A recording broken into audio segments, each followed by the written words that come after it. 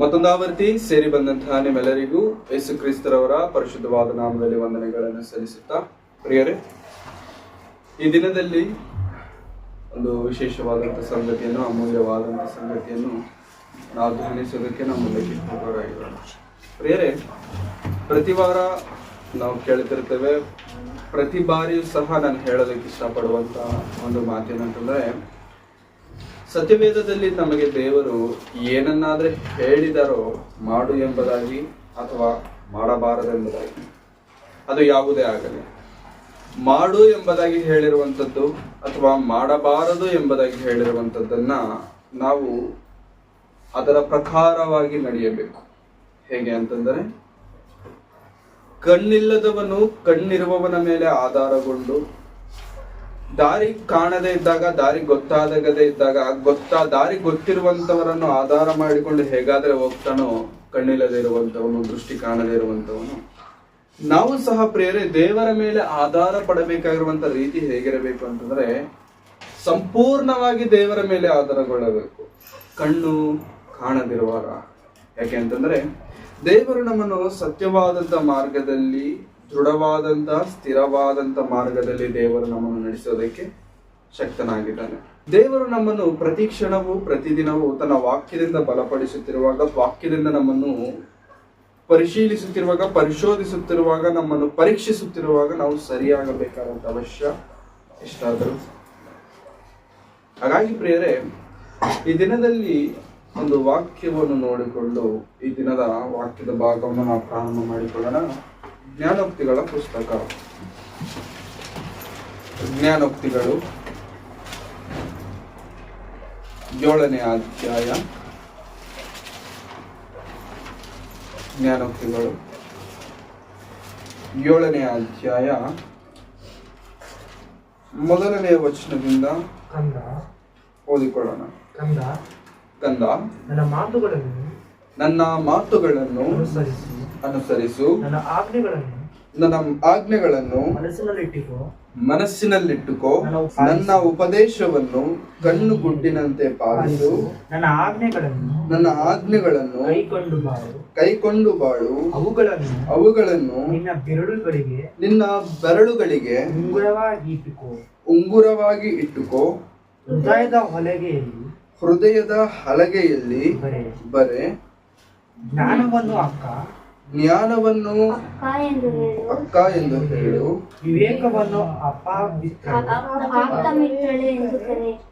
ವಿವೇಕದಿಂದ ಆಪ್ತ ಮಿತ್ರಳೆ ಎಂದು ಕರೆ. ಅವು ಜಾರಡಿಂದ ಸವಿ ಮಾತನಾಡುವ ಪರಸ್ತ್ರೀಯಿಂದ ನಿನ್ನನ್ನು ರಕ್ಷಿಸುವವು. ಸೊಲೊಮೋನನು ಬರೆಯುತ್ತಿರುವಂತ ಜ್ಞಾನೋಕ್ತಿಗಳ ಪುಸ್ತಕ. ದಯಮಾಡಿ ಯಾರಾದರೂ ಒಬ್ಬರು ತೆಲುಗು ಬೈಬಲ್ ಇಟ್ಕೊಳ್ಳಿ. ಸೊಲೊಮೋನನು ಬರೆಯುತ್ತಿರುವಂತ ಜ್ಞಾನೋಕ್ತಿಗಳ ಪುಸ್ತಕ. ಜ್ಞಾನೋಕ್ತಿಗಳಲ್ಲಿ ಸೊಲೊಮೋನನಿಗೆ ತಂದೆ ತಾಯಂದಿರು ಅಥವಾ ಹಿರಿಯರು ಮಾಡುತ್ತಿರುವಂತ ಹಿತೋಪದೇಶವಿದು. ಹಿತೋಪದೇಶ, ಒಳ್ಳೆಯ ಮಾತುಗಳು. ಯವನ ಪ್ರಾಯಕ್ಕೆ ಬಂದಂತ ಸೊಲೊಮೋನನು, ಯವನ ಸ್ಥಿತಿಗೆ ಕಾಲಿಟ್ಟಂತಹ ಸೊಲೊಮೋನನು, ಲೋಕವನ್ನು ತಿಳಿದುಕೊಳ್ಳುತ್ತಿರುವಂತಹ ಸೊಲೊಮೋನನು, ಆ ಸೊಲೊಮೋನನಿಗೆ ತನ್ನ ತಂದೆ ತಾಯಿಯರು, ಅವು ಇದೆಲ್ಲ ಹೇಳುತ್ತಿರುವಂತದ್ದು ತಂದೆ ತಾಯಿಗಳು ಸೊಲೊಮೋನನಿಗೆ ಹೇಳುತ್ತಿರುವಂತ ಮಾತು. ಕಂದ, ತಂದೆಯ ಆಜ್ಞೆಯನ್ನು ಕೈಗೊಳ್ಳು, ಮಗನೇ ನಿನ್ನ ನೆರೆಯವನಿಗೆ ಹೊಣೆಯಾಗದಿರು. ಈ ರೀತಿಯಾಗಿ ಮಗನಿಗೆ ತಂದೆ ತಾಯಂದರು ಹೇಳುತ್ತಿರುವಂತ ಉಪದೇಶ. ಪ್ರಿಯರೇ, ದೇವರು ಮಕ್ಕಳಿಗೆ ತಂದೆ ತಾಯಿಯರನ್ನು ಯಾಕೆ ಕೊಟ್ಟಿದ್ದಾರೆ ಅಂತಂದ್ರೆ, ಮಕ್ಕಳಿಗೆ ಮಾರ್ಗವು ಗೊತ್ತಿಲ್ಲದೆ ಇದ್ದಾಗ ತಂದೆ ತಾಯಂದಿರು ಮಕ್ಕಳನ್ನ ಸರಿ ಮಾಡಬೇಕು. ಯಾವುದು ಸರಿ ಯಾವುದು ತಪ್ಪು ಎಂದು ತಿಳಿಸಬೇಕಾಗಿರುವಂತ ಮಿನಿಮಮ್ ರೆಸ್ಪಾನ್ಸಿಬಿಲಿಟಿ ತಂದೆ ತಾಯಿಗಳ ಕೈಯಲ್ಲಿ ಇದೆ. ಆ ಬಾಧ್ಯತೆಯನ್ನು ನೆನಪು ಮಾಡಿಕೊಳ್ಳುತ್ತಾ ಸೊಲೊಮೋನನಿಗೆ ತನ್ನ ತಂದೆ ತಾಯಂದರು ಹೇಳುತ್ತಿರುವಂತ ಹಿತೋಪದೇಶ, ಬುದ್ಧಿ ಮಾತುಗಳು ಕುಂಡ್ರಿಸ್ಕೊಂಡು ಹೇಳ್ತಿದ್ದಾರೆ. ಕಂದ, ನನ್ನ ಮಾತುಗಳನ್ನು ಅನುಸರಿಸು, ನನ್ನ ಆಜ್ಞೆಗಳನ್ನು ಮನಸ್ಸಿನಲ್ಲಿಟ್ಟುಕೋ. ನನ್ನ ಆಜ್ಞೆಗಳನ್ನು ಮನಸ್ಸಿನಲ್ಲಿಟ್ಟುಕೊಂಡು ನಾನು ಹೇಳೋದನ್ನು ಹುಷಾರಾಗಿ ಕೇಳು, ನೀನು ಅದರ ಪ್ರಕಾರವಾಗಿ ಮಾಡಬೇಕು, ಇದು ನಿನಗೆ ಒಳ್ಳೆಯದು, ನಾನು ಹೇಳ್ತಿರುವಂತದ್ದು ಚೆನ್ನಾಗಿ ಕೇಳು ಅಂತ ಹೇಳುತ್ತಾ, ನನ್ನ ಉಪದೇಶವನ್ನು ಕಣ್ಣುಗುಡ್ಡಿಯಂತೆ ಪಾಲಿಸು, ನನ್ನ ಆಜ್ಞೆಗಳನ್ನು ಕೈಗೊಂಡು ಬಾಳು, ಅವುಗಳನ್ನು ನಿನ್ನ ಬೆರಳುಗಳಿಗೆ ಉಂಗುರವಾಗಿ ಇಟ್ಟುಕೋ, ಹೃದಯದ ಹಲಿಗೆಯಲ್ಲಿ ಬರೆ. ಜ್ಞಾನವನ್ನು ಅಕ್ಕ ಎಂದು, ವಿವೇಕವನ್ನು ಆಪ್ತ ಮಿತ್ರಳೇ ಎಂದು ಕರೆ. ಅವು ಜಾರಳಿಂದ, ಸವಿ ಮಾತನಾಡುವ ಪರಸ್ತ್ರೀಯಿಂದ ನಿನ್ನನ್ನು ರಕ್ಷಿಸುವವು. ತಂದೆ ತಾಯಂದರು ಮಾಡುವಂತ ಹಿತೋಪದೇಶ ನಮ್ಮನ್ನು ಏನ್ ಮಾಡುತ್ತಂತೆ ಪ್ರಿಯರೇ? ರಕ್ಷಿಸುತ್ತದೆ. ತಂದೆ ತಾಯಿಯರು ಮಾಡುವಂತ ಹಿತೋಪದೇಶ, ಒಳ್ಳೆ ಮಾತುಗಳು ಏನ್ ಮಾಡುತ್ತೆ? ನಮ್ಮನ್ನ ರಕ್ಷಿಸುತ್ತೆ. ಯಾರಿಂದ ರಕ್ಷಿಸುತ್ತಂತೆ? ಯಾರಿಂದ ರಕ್ಷಿಸುತ್ತೆ? ಅವು ತಂದೆ ತಾಯಿಗಳು ಹೇಳುವಂತ ಹಿತೋಪದೇಶ, ಅವು ಜಾರಳಿಂದ, ಸವಿ ಮಾತನಾಡುವ ಪರಸ್ತ್ರೀಯಿಂದ ನಿನ್ನನ್ನು ರಕ್ಷಿಸುವವು. ಯಾರಿಂದ ರಕ್ಷಿಸುತ್ತಂತೆ? ಜಾರಳಿಂದ, ಸವಿ ಮಾತನಾಡುವ ಪರಸ್ತ್ರೀ. ಪರಸ್ತ್ರೀ ಅಂತಂದ್ರೆ ಬೇರೆ ಸ್ತ್ರೀ, ನಮಗೆ ಸಂಬಂಧವಿಲ್ಲದಿರುವಂತ ಸ್ತ್ರೀ, ನಮಗೆ ಪರಿಚಯವಿಲ್ಲದೆ ಇರುವಂತ ಸ್ತ್ರೀ. ಪರಸ್ತ್ರೀ ಏನು ಮಾತನಾಡುತ್ತಾಳಂತೆ? ಸವಿ ಮಾತು. ಸವಿ ಮಾತು ಅಂದ್ರೆ ಸಿಹಿಯಾದಂತ ಮಾತು, ಮುದ್ದಾದ ಮಾತು, ಕೇಳಬೇಕನ್ಸೋ ಮಾತು. ಇಂಥ ಮಾತುಗಳನ್ನಾಡುವಂತ ಸ್ತ್ರೀಯಿಂದ ನಿನ್ನನ್ನು ಏನ್ ಮಾಡುತ್ತೆ? ಈ ಮಾತುಗಳು ರಕ್ಷಿಸುತ್ತೆ. ಅಂದ್ರೆ ಈ ಮಾತುಗಳು ತುಂಬಾ ಪ್ರಾಮುಖ್ಯವಾದಂತ ಮಾತುಗಳು. ಈ ಮಾತುಗಳು ನಮ್ಮನ್ನು ಕಾಪಾಡುವಂತ ಮಾತುಗಳು, ಈ ಮಾತುಗಳು ನಮ್ಮನ್ನು ರಕ್ಷಿಸುವಂತ ಮಾತುಗಳು. ಇದೇ ವಾಕ್ಯವನ್ನ ತೆಲುಗುವಲ್ಲಿ ಒಮ್ಮೆ ನಾವು ಓದಿಕೊಳ್ಳೋಣ. ತೆಲುಗು 7ನೇ ಅಧ್ಯಾಯ 4ನೇ ವಚನ 5ನೇ ವಚನ. జ్ఞానముతో నీవు నా అక్కవనియు, తెలివితో నీవు నాకు చెలికత్తెవనియు చెప్పుము. అవి నీవు జార స్త్రీ యొద్దకు పోకుండను, ఇచకములాడు పరస్త్రీకి లోబడకుండను నిన్ను ಕಾಪಾಡುನು. ಜ್ಞಾನದೊಂದಿಗೆ ನಾನು ಏನ್ ಹೇಳಬೇಕು ಅಂತ ದೇವರ ವಾಕ್ಯ ಹೇಳ್ತಿದೆ ಅಂತಂದ್ರೆ, ನೀವು ನಾ ಅಕ್ಕವನಿಯು, తెలివితో ನೀವು ನಾ చెలికత్తెవನಿಯು చెప్పుము. ಯಾರು ಹೇಳಬೇಕಿದು? ಯಾರು ಹೇಳಬೇಕಿದು? ಯವನಸ್ಥರಾಗಿರುವಂತವರು, ಯವನಸ್ಥರಿಗೆ ತಂದೆ ತಾಯಿಗಳು ಹೇಳುತ್ತಿರುವಂತ ಮಾತು. ನಿನಗೆ ಜ್ಞಾನ ಇದ್ದರೆ, ನಿನಗೆ ತಿಳುವಳಿಕೆ ಇದ್ದರೆ, ನಿನಗೊಂದು ವೇಳೆ ಬುದ್ಧಿ ಇದ್ರೆ, బుద్ధి ఇద్దవని ఏం ಹೇಳ್ತಾನೆ ಅಂತಂದ್ರೆ, జ్ఞానముతో నీకు ఒకవేళ జ్ఞానమున్న ఎడల, జ్ఞానముతో నీవు నా ಅಕ್ಕವನಿಯು. ಬುದ್ಧಿ ಇದ್ರೆ, ಜ್ಞಾನ ಇದ್ರೆ, ಪರಸ್ತ್ರೀಯನ್ನು ನೋಡಿದಂತ ಒಂದು ಯವನಸ್ಥದಲ್ಲಿರುವಂತ ಹುಡುಗ ಏನಂತ ಕರೀತಾನಂತೆ? ನೀವು ನಾ ಅಕ್ಕವನಿಯು. తెలివితో, తెలివితో ನೀವು ನಾ చెలికత్తెవనియు చెప్పుము. ಯಾರು ಹೀಗೆ ಕರೀತಾರೆ? ಯಾರು ಹೀಗೆ ಕರೀತಾರೆ? ಯವ್ವನ ಪ್ರಾಯದಲ್ಲಿರುವಂತ ಹುಡುಗನೇ ಆಗಲಿ, ಯವ್ವನ ಪ್ರಾಯದಲ್ಲಿರುವಂತ ಹುಡುಗಿನೇ ಆಗಲಿ ಪ್ರಿಯರೇ, ಪರಸ್ತ್ರೀಯನ್ನಾಗಲಿ ಪರ ಪುರುಷನನ್ನಾಗಲಿ ಕಂಡ ಕೂಡಲೇ ನೀನು ನನ್ನ ಅಕ್ಕ, ನೀನು ನನ್ನ ಅಣ್ಣ ಅಥವಾ ತಂಗಿ, ತಮ್ಮ ಅಂತ ಹೇಳುವಂತ ಸ್ಥಿತಿಗತಿಗಳಲ್ಲಿ ಈ ದಿನದಲ್ಲಿ ಸಮಾಜವಿದೆಯಾ ಅಂತಂದ್ರೆ ಖಂಡಿತ ಇಲ್ಲ. ಇಲ್ಲ. ಹೋಗ್ಲಿ, ಮಕ್ಕಳಿಗೆ ಬುದ್ಧಿ ಇಲ್ಲ, ಮಕ್ಕಳಿಗೆ ಬುದ್ಧಿ ಇಲ್ಲ ಯಾಕಂತಂದ್ರೆ ಅವ್ರಿಗೆ ಗೊತ್ತಿಲ್ಲ, ಸಮಾಜದ ಬಗ್ಗೆ ಅರಿವು ಅವರಿಗೆ ಇಲ್ಲ ಅಂತಂದ್ರೆ, ತಂದೆ ತಾಯಿಗಳಿಗೆ ಬುದ್ಧಿ ಇದೆಯಲ್ಲ, ತಂದೆ ತಾಯಿಗಳೇನಾದ್ರೂ ಮಕ್ಕಳಿಗೆ ಹೇಳ್ಕೊಡ್ತಿದಾರ ಅಂತ ಒಂದು ವೇಳೆ ನೋಡೋದಾದ್ರೆ, ತಂದೆ ತಾಯಿಗಳು ಕೂಡ ಮಕ್ಕಳಿಗೆ ಹೇಳ್ತಿಲ್ಲ. ಯಾಕಂತಂದ್ರೆ ತಂದೆ ತಾಯಿಗಳಾದ್ರ ಅವಶ್ಯವೂ ಇಲ್ಲ, ಅದು ನೆಸಸರಿ ಅನ್ನಿಸ್ತಿಲ್ಲ, ಅದು ಅವಶ್ಯ ಅಂತ ತಂದೆ ತಾಯಿಗಳಿಗೆ ಅನ್ನಿಸ್ತಿಲ್ಲ. ಅದಕ್ಕೆ ಸತ್ಯವೇದದಲ್ಲಿರುವಂತ ತಂದೆ ತಾಯಿಗಳು, ಬೈಬಲ್ ಜ್ಞಾನ ಉಳ್ಳಂತ ತಂದೆ ತಾಯಿಗಳು, ದೇವರ ಭಯಭಕ್ತಿ ಉಳ್ಳಂತ ತಂದೆ ತಾಯಿಗಳು ಮಗನನ್ನ ಕುಂಡ್ರಿಸಿಕೊಂಡು, ಸೊಲೊಮೋನನು ಜ್ಞಾನಿ ಆದಾಗ್ಯೂ, ಸೊಲೊಮೋನನು ಬುದ್ಧಿವಂತನಾದಾಗ್ಯೂ, ನಿನಗೆ ಬುದ್ಧಿ ಇದೆ, ನೀನ್ ಮಾಡ್ತೀಯ, ನಿನಗೆ ಜ್ಞಾನ ಇದೆ, ನೀನ್ ನೋಡ್ಕೊಳ್ತೀಯ ಅಂತ ಬಿಟ್ಟಿಲ್ಲ ಪ್ರಿಯರೇ, ಕುಂಡ್ರಿಸ್ಕೊಳ್ತಿದ್ದಾರೆ. ಕಂದ, ನಾನು ಹೇಳೋ ಮಾತನ್ನ ಕೇಳು, ನಾನು ಹೇಳೋ ಮಾತನ್ನ ನೀನು ಹುಷಾರಾಗಿ ಕೇಳಬೇಕು. ಏನಪ್ಪಾ, ಏನ್ ಹೇಳ್ತಿದೀಯ ಅಂತಂದ್ರೆ, ನಾನು ಇವಾಗ ಹೇಳುವಂತ ಮಾತನ್ನ ನೀನು ನಿನ್ನ ಕಣ್ಣು ಗುಡ್ಡಿಯಂತೆ ಕಾಪಾಡು. ಅಂದ್ರೆ ಕಣ್ಣು ಗುಡ್ಡಿ ಅಂತ ಕಾಪಾಡೋದಂತಂದ್ರೆ ಏನ್ ಹೇಳಿ? ಕಣ್ಣು ಗುಡ್ಡಿ ಅನ್ನೋ ಈ ಕಣ್ಣಿದೆ ನೋಡಿ, ಈ ಕಣ್ಣಿನ ಈ ಗುಂಡು ಏನಾದ್ರೂ ಇದೆಯಲ್ಲ, ಇದು ಬಹಳ ಸೆನ್ಸಿಟಿವ್.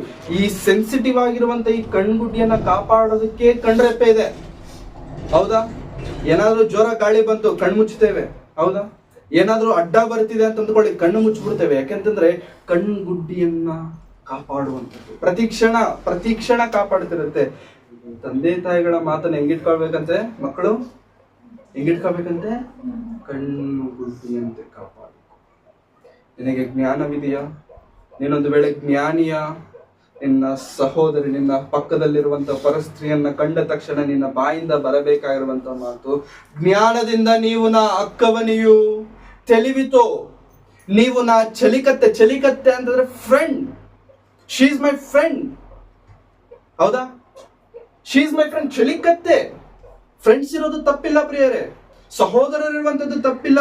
ಜ್ಞಾನముతో నీవు నా అక్కవనియు, తెలివితో నీవు నా చెలికత్తెవనియు చెప్పుము. ಅವಿ ನೀನೊಂದು ವೇಳೆ ಆತರ ಮಾಡಿದರೆ, ನೀನೊಂದು ವೇಳೆ ಆತರ ಕರೆದರೆ ನಿನ್ನ ಸಹೋದರಿಯರನ್ನ, ಅವಿ నీవు జార స్త్రీ యొద్దకు పోకుండను, ఇచ్చకములాడు పరస్త్రీకి లోబడకుండను, ನಿನ್ನು ಕಾಪಾಡುನು. ನಾನು ಕಾಪಾಡಲ್ಪಡಬೇಕು ಅಂತಂದ್ರೆ ನನ್ನ ಹತ್ರ ಜ್ಞಾನವಿರಬೇಕು. ನಾನು ಕಾಪಾಡಲ್ಪಡಬೇಕಂತಂದ್ರೆ ನನ್ನ ಹತ್ರ ತಿಳುವಳಿಕೆ ಇರಬೇಕು. ಒಂದು ವೇಳೆ ನನ್ನ ಹತ್ರ ಜ್ಞಾನವಿದ್ರೆ ನಾನು ಏನಂತ ಕರೀತೇನೆ ಅಂತೆ? ಅಕ್ಕ ಎಂಬುದಾಗಿ ಕರೀತೇನೆ. ನನ್ನ ಹತ್ರ ತಿಳುವಳಿಕೆ ಇದ್ರೆ ನಾನು ಏನಂತ ಕರೀತೇನೆ?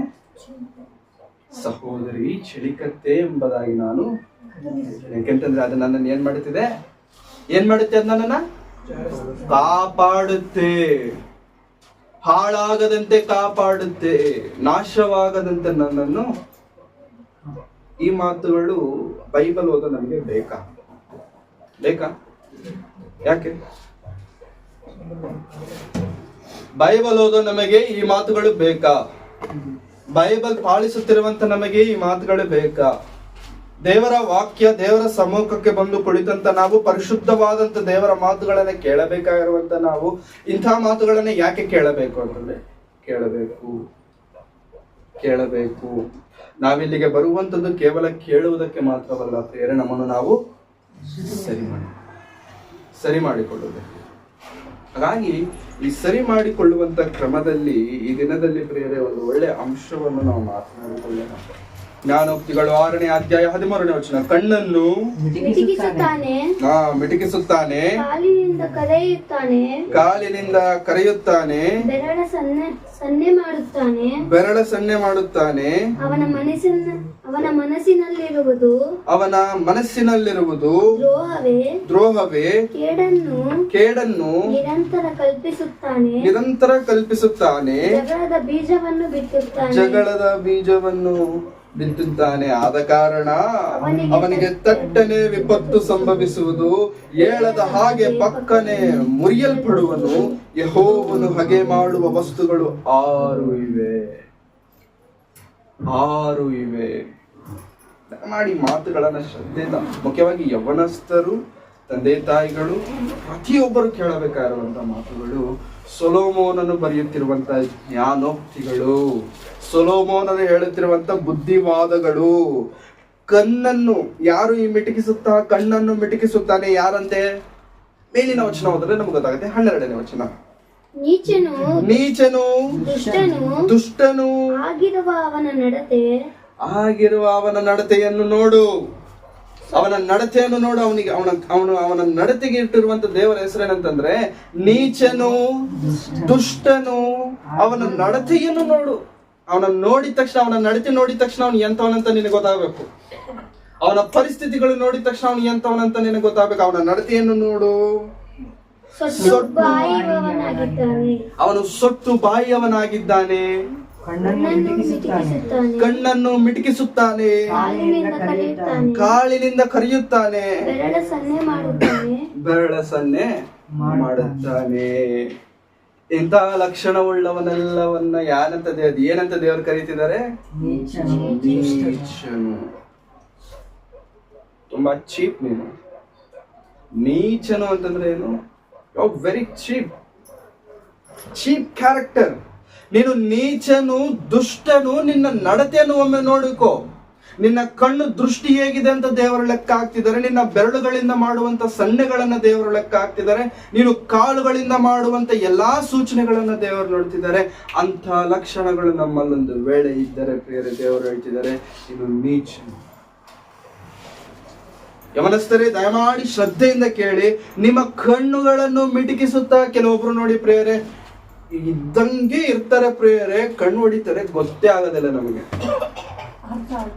ಹಿಂಗೆ ಇರ್ತಾರೆ, ಕಣ್ಣು ಹೊಡಿತಾರೆ, ಗೊತ್ತೇ ಆಗೋದಿಲ್ಲ. ಅಂತಂದ್ರೆ ಏನ್ ಗೊತ್ತಾ, ಕಣ್ಣು ಮಿಟುಕಿಸುವಂತದ್ದು. ಇನ್ನೇನ್ ಮಾಡ್ತಾನಂತೆ ಅವರು, ಕಾಲಿನಿಂದ ಕಲಿಯುತ್ತಾನೆ, ಬೆರಳ ಸನ್ನೆ ಮಾಡುತ್ತಾನೆ. ಇವನ ಹತ್ರ ಸಿಗ್ನಲ್ಸ್ ಗಳು ತುಂಬಾ ಇರ್ತವೆ. ಬೆರಳುಗಳಿಂದ ಸಿಗ್ನಲ್ ಕೊಡ್ತಾನೆ, ಕಾಲ್ಗಳಿಂದ ಸಿಗ್ನಲ್ ಕೊಡ್ತಾನೆ, ಕಣ್ಣಿಂದ ಸಿಗ್ನಲ್ ಕೊಡ್ತಾನೆ. ಅಯ್ಯೋ, ಅವನಿಗೆ ಸಿಗ್ನಲ್ಗೆ ಅನ್ಲಿಮಿಟೆಡ್, ಹೆಂಗಾದ್ರೂ ಸಿಗ್ನಲ್ ಕೊಡ್ತಾನೆ. ಅಂತವನ ಜೊತೆ ಸಹವಾಸ ಮಾಡಬೇಡಿ. ಅಂತವನು ನೀಚನು, ಅಂತವನು ದುಷ್ಟನು. ದೇವರು ಹೇಳುತ್ತಿರುವಂತ ಮಾತು, ಅವನ ಜೊತೆಗೆ ನೀವು ಇರಬೇಡಿ, ಅವನು ನೀಚನು. ಕೀರ್ತನೆ 1:1 ದೇವರನ್ನ ಹೇಳ್ತಾರೆ. 1:1 ಗೊತ್ತಿರೋರು ಜೋರಾಗಿ ಹೇಳಿ. ಕೀರ್ತನೆಗಳು 1ನೇ ಅಧ್ಯಾಯ 1ನೇ ವಚನ.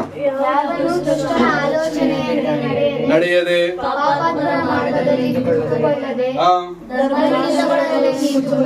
ನಿಂತುಕೊಳ್ಳದೆ, ಕೂತುಕೊಳ್ಳದೆ, ಯೆಹೋವನ ಧರ್ಮಶಾಸ್ತ್ರವನ್ನು ಹಗಲಿರುಳು ಧ್ಯಾನಿಸುತ್ತಿರುವವನು ಅವನು ಎಷ್ಟೋ ಧನ್ಯನು. ಯಾವನು ದುಷ್ಟನ ಆಲೋಚನೆಯಂತೆ ನಡೆಯದೆ, ಪಾಪಾತ್ಮರ ಮಾರ್ಗದಲ್ಲಿ ನಿಂತುಕೊಳ್ಳದೆ. ಅವನ ಮಾರ್ಗವು ಪಾಪವೆಂದು ಗೊತ್ತಾದ ತಕ್ಷಣ ಅವನ ಮಾರ್ಗದಲ್ಲಿ ನಿಲ್ಲಬಾರದು. ಅವನು ದುಷ್ಟನು ಅಂತ ಗೊತ್ತಾಗಿದ ತಕ್ಷಣ ಅವನ ಜೊತೆ ಮಾತನಾಡಬಾರದು, ಅವನ ಜೊತೆ ಕೂತ್ಕೊಳ್ಬಾರದು. ಯಾಕೆ ಅಂತಂದ್ರೆ ಅವನು ನಿನ್ನನ್ನು ಕೂಡ ಹಾಳು ಮಾಡ್ತಾನೆ. ಅದು ನಿನಗೆ ಅಪಾಯ. ಅವನ ಕಣ್ಣುಗೀಡೋದು, ಕಣ್ಣು ಮಿಟುಕಿಸುವಂಥದ್ದು, ಬೆರಳುಗಳಿಂದ ಸನ್ನೆ ಮಾಡುವಂಥದ್ದು, ಇವೆಲ್ಲ ಏನು ಗೊತ್ತಾ ಪ್ರಿಯರೇ, ಚೀಪ್ ಟ್ರಿಕ್ಸ್, ಚೀಪ್ ಏನಂತಾರೆ ಹ್ಯಾಬಿಟ್ ಅವೆಲ್ಲ ಪ್ರಿಯರೇ. ಅಂಥದ್ದು ನಮಗೆ ಗೊತ್ತಿಲ್ದಿರನೇ ಅವ್ರ ಜೊತೆಗೆ ನಮ್ಮಿದ್ರೆ ನಮಗೂ ಬಂದ್ಬಿಡ್ತವೆ. ನಮ್ಗೆ ಗೊತ್ತಿರೋದಿಲ್ಲ, ನಮ್ಮಲ್ಲೂ ಕೂಡ ಬಂದ್ಬಿಡ್ತವೆ ಕೆಲವೊಂದು ಮಾತುಗಳು, ಕೆಲವೊಂದು ಪದ್ಧತಿಗಳು ಪ್ರಿಯರೇ. ಅದು ಹೇಳ್ಕೊಡ್ಬೇಕಾದಂತ ಅವಶ್ಯಕತೆ ಇಲ್ಲ. ಒಂದು ವಾರ ಸಹವಾಸ ಮಾಡ್ಬಿಡಿ ಅವ್ರ ಜೊತೆಗೆ, 1-2 ವಾರ ಸಹವಾಸ ಮಾಡ್ಬಿಡಿ. 3ನೇ ವಾರಕ್ಕೆ ನಮಗೂ ಕೂಡ ಅದೇ ತರ ಲಕ್ಷಣಗಳು ಬರ್ತವೆ. ಅವ್ನು ಮಾತಾಡೋ ತರ ಮಾತಾಡೋದು, ಅವನ ತರ ಇದ್ ಮಾಡೋದು. ನಮ್ಮಲ್ಲಿರುವಂತ ಒಳ್ಳೆತನ ಹೋಗಿ ಅವನಲ್ಲಿರುವಂತ ಕೆಟ್ಟತನ ನಮ್ಮಲ್ಲಿ. ಯಾಕೆ ಪ್ರಿಯರೇ, ತಂದೆ ತಾಯಿಗಳೇ ಮಕ್ಕಳಿಗೆ ಹಿತೋಪದೇಶ ಮಾಡಿ ಕುಂಡ್ರಿಸ್ಕೊಂಡು ಹೇಳಿ, ಮಗನೇ ಮಗಳೇ, ಇದು ಸರಿ, ಇದು ಸರಿಯಲ್ಲ, ದೇವರ ಮಾತು ಹೀಗೆ ಹೇಳ್ತಿದೆ, ಹೀಗೆ ನೀನು ಮಾಡಬೇಕು, ದೇವರು ಹೀಗೆ ಮಾಡಬೇಡ ಎಂಬುದಾಗಿ ಹೇಳಿದ್ದಾರೆ, ಇದನ್ನ ನೀನು ಮಾಡಬಾರದು. ಕುಂಡ್ರಿಸ್ಕೊಂಡು ನಿಮ್ಮ ತಂದೆ ತಾಯಿಗಳು ಹೇಳಿ. ಅದು ನಿಮ್ಮ responsible. That is your hole responsibility. ನಮ್ಮ ಮಕ್ಕಳು ಸರಿಯಾಗಬೇಕು. ಹೇಗೆ ಸರಿ ಆಗ್ತಾರೆ? ಮಕ್ಕಳ ಜೊತೆಗೆ ಟೈಮ್ ಸ್ಪೆಂಡ್ ಮಾಡಿದಾಗ ತಾನೆ, ಮಕ್ಕಳ ಜೊತೆಗೆ ಕುಳಿತುಕೊಂಡು ಮಾತನಾಡಿದಾಗ ತಾನೆ, ಮಕ್ಕಳಿಗೆ ಬುದ್ಧಿವಾದ ಹೇಳಿದಾಗ ತಾನೆ. ಅವನಿಗೆ ಏನು ಹೇಳಿದಿರ ಅವ್ನು ಸರಿಯಾಗಬೇಕು ಅಂತಂದ್ರೆ ಸರಿಯಾಗಲ್ಲ ಸರ್, ಸರಿಯಾಗಲ್ಲ. ಸೊಸೈಟಿ ತುಂಬಾ ಹಾಳಾಗಿದೆ, ಸೊಸೈಟಿ ತುಂಬಾ ಕೆಟ್ಟದ್ದಾಗಿದೆ ಪ್ರಿಯರೇ. ಚಿಕ್ಕ ವಯಸ್ಸಲ್ಲಿ ಮೂವಿಗಳು ಬಂದಾಗ ಮೂವಿ ಪೋಸ್ಟರ್ಗಳಾಗ್ತಿದ್ವು. ಆ ಮೂವಿ ಪೋಸ್ಟರ್ಗಳನ್ನ ನೋಡ್ಬೇಕಂತಂದ್ರೆ ನಮಗೆ ಭಯ ಆಗ್ತಿತ್ತು. ಯಾಕಂತಂದ್ರೆ ನಮ್ಮ ಹಿಂದೆ ನಮ್ಮ ಅಪ್ಪ ಅಮ್ಮ ಬರ್ತಿದ್ರು. ನಾವೇನಾದ್ರು ತಲೆ ಎತ್ತುಬಿಟ್ಟು ನೋಡಿದ್ರೆ ನಮಗೆ ಒಂಥರ ಅವಮಾನ ತರ. ಚಿಕ್ಕ ವಯಸ್ಸಲ್ಲಿ ನಾನು ಹೇಳ್ತಿರುವಂತ ಚಿಕ್ಕ ವಯಸ್ಸಿನಲ್ಲಿರುವಂತ ಮಾತು, ಮೂವಿ ಪೋಸ್ಟರ್ಗಳನ್ನ ತಲೆ ಎತ್ತು ನೋಡ್ಬಿಟ್ರೆ ನಮ್ಮ ಅಪ್ಪ ಅಮ್ಮ ನಮ್ಮನ್ನ ಬೈದ್ ಬಿಡ್ತಾರೇನೋ, ಹೊಡೆದು ಬಿಡ್ತಾರೇನೋ, ಏನಾದ್ರು ಬ್ಯಾಡ್ ಇಂಪ್ರೆಷನ್ ನಮ್ಮ ಅಪ್ಪನ ನನ್ನ ಮೇಲೆ ನಮ್ಮ ಅಪ್ಪ ಅಮ್ಮನಿಗೆ ಬಂದ್ಬಿಡುತ್ತೇನೋ ಅಂತೇಳಿ ತಲೆ ಎತ್ತಿ ನೋಡೋದಕ್ಕೂ ಕೂಡ ನಾವು ಧೈರ್ಯ ಮಾಡೋದಿಲ್ಲ ಪ್ರೇರ. ಅದಲ್ಲಿದೆ ಅಂತ ಗೊತ್ತಾಗಿದ ತಕ್ಷಣ ಇಲ್ಲಿಂದಾನೇ ತಲೆ ತೆಗೆಸ್ಕೊಂಡು ಹೋಗ್ಬಿಡ್ತಾರೆ. That's what the culture we had. That's the culture we had. ಅಂತಂದ್ರೆ ಅದು ನಮಗಿತ್ತು ಮೊದಲು. ಇವಾಗ ಹೊಸ ಮೂವಿ ಬಂದಿದೆ ಅಂತಂದ್ರೆ ಅಪ್ಪ ಅಮ್ಮನೇ ಟಿಕೆಟ್ ಕೊಟ್ಟು ಕಳಿಸ್ತಾರೆ ಮಗನನ್ನ, ಹೋಗಿ ನೋಡ್ಕೊಂಡ್ ಬಾ ಫ್ರೆಂಡ್ಸ್ ಜೊತೆಗೆ ಜಾಲಿಯಾಗಿ. ಹೋಗಿ ನೋಡ್ಕೊಂಡ್ ಬಾ, ಮೂವಿ ಚೆನ್ನಾಗಿದೆಯಂತೆ. ಎ ಸರ್ಟಿಫಿಕೇಟ್ ಮೂವಿ ಅಂತಂದ್ರೆ ಹಾಳಾಗಿರುವಂತ ಮಾತುಗಳೆಲ್ಲ ಅದ್ರಲ್ಲಿ ಇರ್ತವೆ, ಹಾಳಾಗಿರುವಂತ ಸೀನ್ಗಳೆಲ್ಲ ಅದ್ರಲ್ಲಿ ಇರ್ತವೆ. ಅದಕ್ಕೆ ಟಿಕೆಟ್ ಕೊಟ್ಟು ಅಪ್ಪ ಅಮ್ಮ ಕಳಿಸ್ಕೊಡ್ತಾರೆ. ಅದು ಮತ್ತೆ AC ಹಾಲ್, ಡಾಲ್ಬಿ ಅಟ್ಮೋಸ್, ದೊಡ್ಡ ಸ್ಕ್ರೀನ್, ಇವೆಲ್ಲ ಮತ್ತೆ ಖರ್ಚುಗಳಿಗೆ ಕೈಗೆ. ಹೇಗಿದ್ದೇವೆ ತಂದೆ ತಾಯಿಗಳೇ? ನಮ್ಮ ಮಕ್ಕಳನ್ನ ಸರಿ ಮಾಡಬೇಕು. ನಮ್ಮ ಮಕ್ಕಳನ್ನ ಸರಿಯಾದಂತ ಮಾರ್ಗದಲ್ಲಿ ನಡೆಸಬೇಕು. ನಮ್ಮ ಮಕ್ಕಳು ಸರಿಯಾಗಬೇಕು, ಸರಿಯಾದಂತ ಮಾರ್ಗದಲ್ಲಿ ನಡೆಸಬೇಕು ಅಂತಂದ್ರೆ ಪ್ರಿಯರೇ, ಮೊದಲು ನಾನು ಹೇಳುವಂತ ಈ ಮಾತುಗಳು ನಿಮ್ಮ ಹೃದಯದಲ್ಲಿ ಇಟ್ಟುಕೊಳ್ಳಬೇಕು. ಅವುಗಳನ್ನ ನಿಮ್ಮ ಮಕ್ಕಳಿಗೆ ಕೂರುವಾಗಲೂ, ಏಳುವಾಗಲೂ, ದಾರಿ ನಡೆಯುವಾಗಲೂ, ಮಲಗುವಾಗಲೂ ನೀವು ಅದನ್ನೇನ್ ಮಾಡಿ ಓದಿಸಿ. ತಂದೆ ತಾಯಿಗಳೇ ಮೊದಲು ನಿಮ್ಮ ಹೃದಯದಲ್ಲಿ ಇಟ್ಕೊಳ್ಳಿ ಈ ಮಾತುಗಳು. ತಂದೆ ತಾಯಿಗಳಿಗೆ ಮೊದಲು ನೀವು ಕಳ್ಸ್ಕೊಳ್ಳಿ ದೇವರ ಮಾತುಗಳನ್ನ. ಸುಮ್ಮನೆ ಬಂದು ಕುಂಡ್ರಿಸ್ಕೊಂಡು ಕರ್ಕೊಂಡು ಹೋಗುವಂಥದ್ದು ದೊಡ್ಡ ವಿಷಯ ಅಲ್ಲ. ತುಂಬಾ ಸಭೆಗಳಲ್ಲಿ ಕುಟುಂಬ ಜಾತ್ರೆ ತರ ಬರ್ತಾರೆ. ಭಾನುವಾರ ಬಂದಿದ ತಕ್ಷಣ ಬರ್ತಾರೆ, ಕೂತ್ಕೊಳ್ತಾರೆ, ಎದ್ದೋಗ್ತಾರೆ. ಹೀಗೆ ಕೂತ್ಕೊಂಡು ಎದ್ದೋಗೋದಕ್ಕೆ, ಸಭೆ ತುಂಬಿಸೋದಕ್ಕೆ ಬರ್ಬೇಕಾರಂತ ಅವಶ್ಯಕತೆ ಇಲ್ಲ. ನಾವು ಬರಬೇಕಾಗಿರುವಂತದ್ದು ಸಭೆ ತುಂಬಿಸಕ್ಕಲ್ಲ ಪ್ರಿಯರೇ. ನಾವು ಬರಬೇಕಾಗಿರುವಂತದ್ದು ನಮ್ಮನ್ನ ನಾವು ದೇವರ ಮಾತುಗಳಿಂದ ತುಂಬಿಸಿಕೊಳ್ಳುವುದಕ್ಕೆ. ನಮಗೆ ದೇವರ ಮಾತುಗಳು ಅರ್ಥ ಆಗದೇ ಇರುವಷ್ಟು ದಿನಗಳ ಕಾಲ ನಾವು ಎಷ್ಟೇ ಬಾರಿ ದೇವರ ಸಮ್ಮುಖಕ್ಕೆ ಬಂದು ಕುಳಿತುಕೊಂಡು ಪ್ರಾರ್ಥನೆ ಮಾಡಿದಾಗ್ಯೂ ಕೂಡ ನಾವು ಸರಿಯಾಗಲ್ಲ. ನಾವು ದೇವರ ಮಾತುಗಳ ಅರ್ಥ ಆಗೋದಕ್ಕೆ ನಮಗೆ ಸಾಧ್ಯವಿಲ್ಲ ಪ್ರಿಯರೇ. ಸಮಾಜ ಬಹಳ ಬಹಳ ಬಹಳ ಕಠಿಣವಾದಂಥ ಪರಿಸ್ಥಿತಿಗಳಲ್ಲಿದೆ. ಸಮಾಜವು ಕಠಿಣವಾದಂಥ ಪರಿಸ್ಥಿತಿಗಳಲ್ಲಿದೆ. ಆ ಪರಿಸ್ಥಿತಿಗಳ ನಡುವಿರುವಂತ ನಮ್ಮ ಮಕ್ಕಳನ್ನ ಕಾಪಾಡಿಕೊಳ್ಬೇಕಾದಂತ ಬಾಧ್ಯತೆ ನಮ್ಮ. ಜ್ಞಾನೋಕ್ತಿಗಳು 10ನೇ ಅಧ್ಯಾಯ, ಜ್ಞಾನೋಕ್ತಿಗಳು 10ನೇ ಅಧ್ಯಾಯ 10ನೇ ವಚನ. ಕಣ್ಣು ಮಿಟಿಕಿಸುವವನು ಕಷ್ಟಕರನು, ಧೈರ್ಯದಿಂದ ಗದರಿಸುವವನು ಸಮಾಧಾನಕರನು. ಕಣ್ಣು ಮಿಟಿಕಿಸುವವನು ಕಷ್ಟಕರನು. ಕಣ್ಣು ಮಿಟಿಕ್ಸೋದಿದೆ ನೋಡಿ ಪ್ರೇರೆ. ಪಾಪ ಸುಮಾರು ವರ್ಷಗಳ ಹಿಂದೆ ಒಂದು ಮೂವಿ ಬಂದಿತ್ತು ಪ್ರೇರೆ. ಒಂದು ಮೂವಿ, ಅದು ಮಲಯಾಳಂ ಮೂವಿ. ಆ ಮಲಯಾಳಂ ಮೂವಿಯಲ್ಲಿ ಒಂದು ಸೀನ್, ಆ ಸೀನ್ ಅಲ್ಲಿ ಆ ಹುಡುಗಿ ಇದ್ದಾಳಲ್ಲ, ಈ ಐಬ್ರೋಸ್ ಇದೆ ನೋಡಿ, ಹಿಂಗೆ ವೇವ್ ತರ ಆಗುತ್ತೆ. ಈ ತರ ಹಿಂಗೆ ವೇವ್ ತರ ಆಗಿ ಅದು ಒಂದು ಸೀನ್ ಎಷ್ಟು ಫೇಮಸ್ ಆಯ್ತು ಅಂತಂದ್ರೆ ದೇಶದಲ್ಲಿ. ಕಣ್ಣು ಇರೋರು, ಕಣ್ಣು ಇಲ್ದಿರೋರು ಎಲ್ಲರೂ ಅದನ್ನ ಟ್ರೈ ಮಾಡೋದಕ್ಕೆ ಶುರು ಮಾಡಿದ್ರು.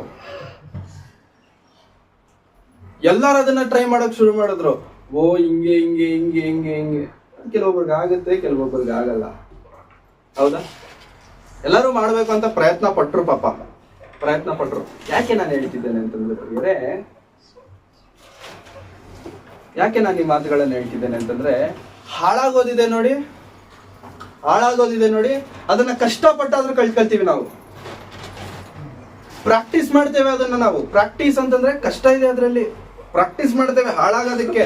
ಉದ್ಧಾರ ಆಗಿ ದೇವರ ಮಾತುಗಳನ್ನ ಓದಿ, ದೇವರ ಮಾತುಗಳನ್ನ ಬಂದು ಹೇಳಿ ಕಳ್ತ್ಕೊಳ್ಳಿ ಅಂತಂದ್ರೆ ಅದಾಗಲ್ಲ ನಮ್ ಕೈಗೆ. ಅದಾಗಲ್ಲ. ವ್ಯೂಸ್, ಮಿಲಿಯನ್ಸ್ ಅಲ್ಲಿ views, reach, share, likes, heavy. ಯಾಕೆ? ಕಣ್ಣು ಮಿಟಿಕಿಸೋದಕ್ಕೆ. ಅದು ನಮ್ಗೆ ಇಷ್ಟ. ದೇವರ ವಾಕ್ಯ ನಮಗೆ ಇಷ್ಟ. ಗಮನಿಸ್ತಾರೆ, ನೀವು ಇಷ್ಟಪಡಬೇಕಾಗಿರುವಂಥದ್ದು ದೇವರನ್ನ, ನಿಮ್ಮ ಹೃದಯದಲ್ಲಿ ಇಟ್ಕೊಳ್ಬೇಕಾಗಿರುವಂಥದ್ದು ದೇವರ ಮಾತುಗಳನ್ನ. ಅದು ನಿಮ್ಮನ್ನು ಪಾಪದ ಮಾರ್ಗದಿಂದ ಕಾಪಾಡುವಂತಾಗಿದೆ. ಎರೆಮಿಯನು ಬರೆದಂತ ಪ್ರವಾದನೆ ಗ್ರಂಥ 13ನೇ ಅಧ್ಯಾಯ. ಎರೆಮಿಯನು ಬರೆದಂತಹ ಪ್ರವಾದನೆಯ ಗ್ರಂಥ 13ನೇ ಅಧ್ಯಾಯ ಕೊನೆಯ ವಚನ. 13ನೇ ಅಧ್ಯಾಯ ಕೊನೆಯ ವಚನ, 27ನೇ ವಚನ. ನಾನು ನಿನ್ನ ವ್ಯಭಿಚಾರಗಳನ್ನು, ನಿನ್ನ ಹೇಕಾರಗಳನ್ನು, ನಿನ್ನ ಕೆಟ್ಟ ಸೂಳೆಗಾರಿಕೆಯನ್ನು ಅಂತೂ ಗುಡ್ಡಗಳಲ್ಲಿಯೂ ಬಯಲಿನಲ್ಲಿಯೂ ನೀನು ನಡೆಸಿದ ಅಸಹ್ಯ ಕಾರ್ಯಗಳನ್ನು ನೋಡಿದ್ದೇನೆ. ಯೆರೂಸಲೇಮೇ, ನಿನ್ನ ಗತಿಯನ್ನು ಏನೆಂದು ಹೇಳಲಿ? ನೀನು ಶುದ್ಧಳಾಗಲು ಇನ್ನೆಷ್ಟು ಕಾಲ ಬೇಕು?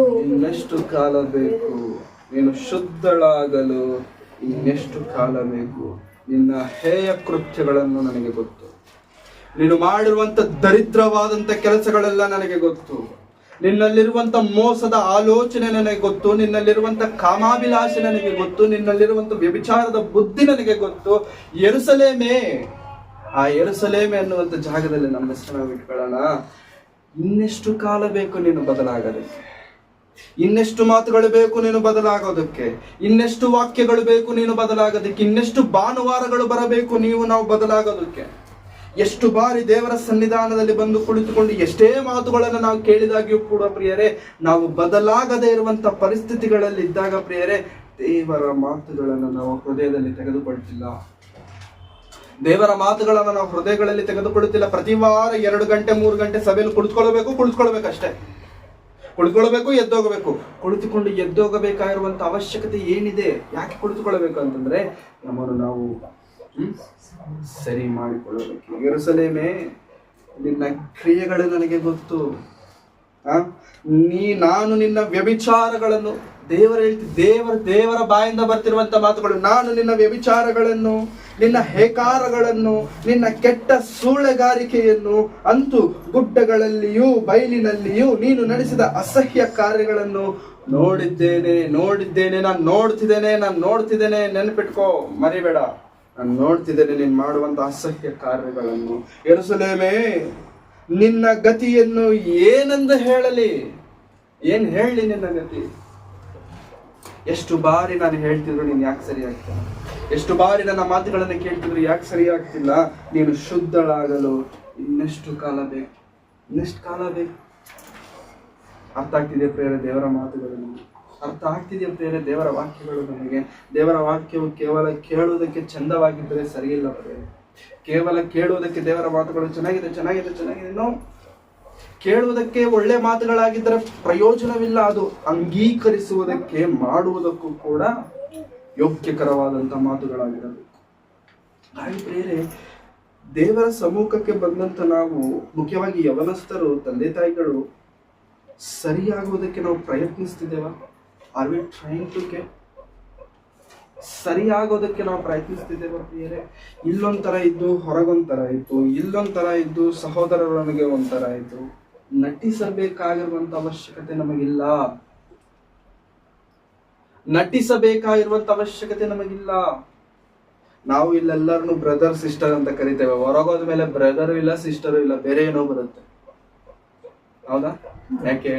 ಇಲ್ಲಿ ಬ್ರದರ್ ಸಿಸ್ಟರ್, ಹೊರಗೋದ್ಮೇಲೆ ಬೇರೆ ಏನೋ.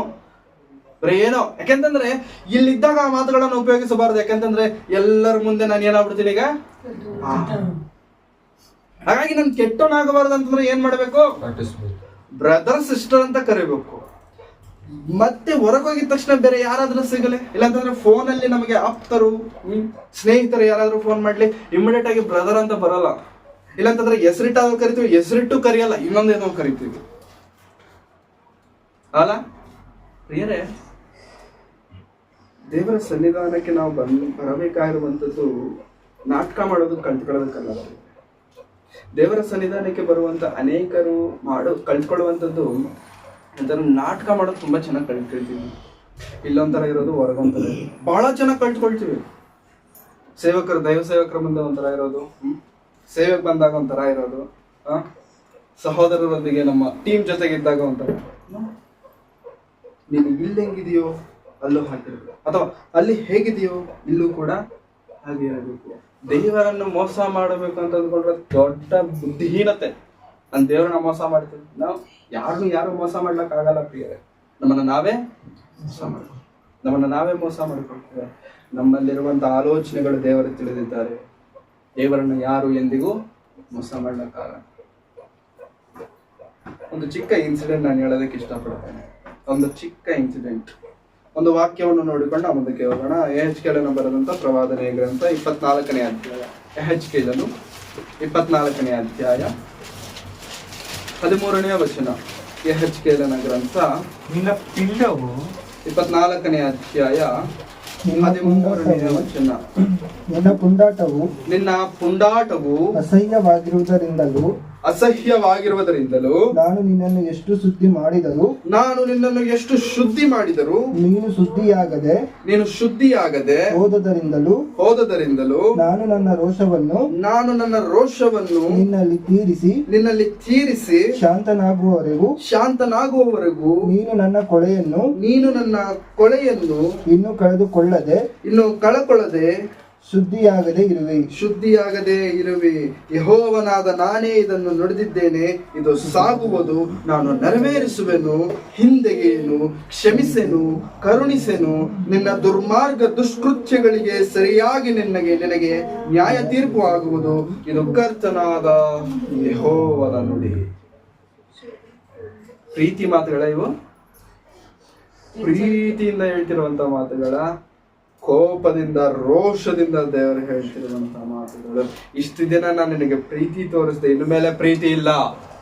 ಇಷ್ಟು ದಿನ ನಾನು ನಿನ್ನ ಮೇಲೆ ಕನಿಕರ ತೋರಿಸಿದ್ರೆ ಇನ್ನು ಮೇಲೆ ನಿನಗೆ ಕನಿಕರವಿಲ್ಲ. ಎಷ್ಟು ಬಾರಿ ಹೇಳಿದ್ರು ಕೂಡ ನೀನು ಬದಲಾಗ್ತಿಲ್ಲ ಅಂತಂದ್ರೆ ನಾನು ನಿನ್ನ ಮೇಲೆ ಯಾಕೆ ಪ್ರೀತಿ ತೋರಿಸ್ಬೇಕು? ಯಾಕೆ ಪ್ರೀತಿ ತೋರಿಸ್ಬೇಕು? ಯಾಕೆ ಕನಿಕರ ತೋರಿಸ್ಬೇಕು? ನಾನು ನಿನಗೆ ನನ್ನ ಮಾತುಗಳು ನಿನಗೆ ತಿಳಿಯದೇ ಇದ್ದಾಗ, ನನ್ನ ಮಾತುಗಳು ನಿನಗೆ ಅರ್ಥ ಆಗದೇ ಇದ್ದಾಗ, ನನ್ನ ಮಾತುಗಳು ನಿನ್ನ ಜ್ಞಾನಕ್ಕೆ ಸಿಗದೇ ಇದ್ದಾಗ ಯಾಕೆ ನಾನು ನಿನ್ನ ಮೇಲೆ ತೋರಿಸಬೇಕು ಪ್ರೀತಿಯನ್ನ?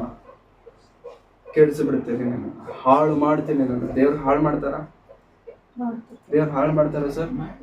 ದೇವ್ರು ಕೆಡಿಸ್ತಾರ? ದೇವ್ರು ಬೀಳಿಸ್ತಾರ? ದೇವ್ರು ಬೀಳ್ಸೋದೇನು?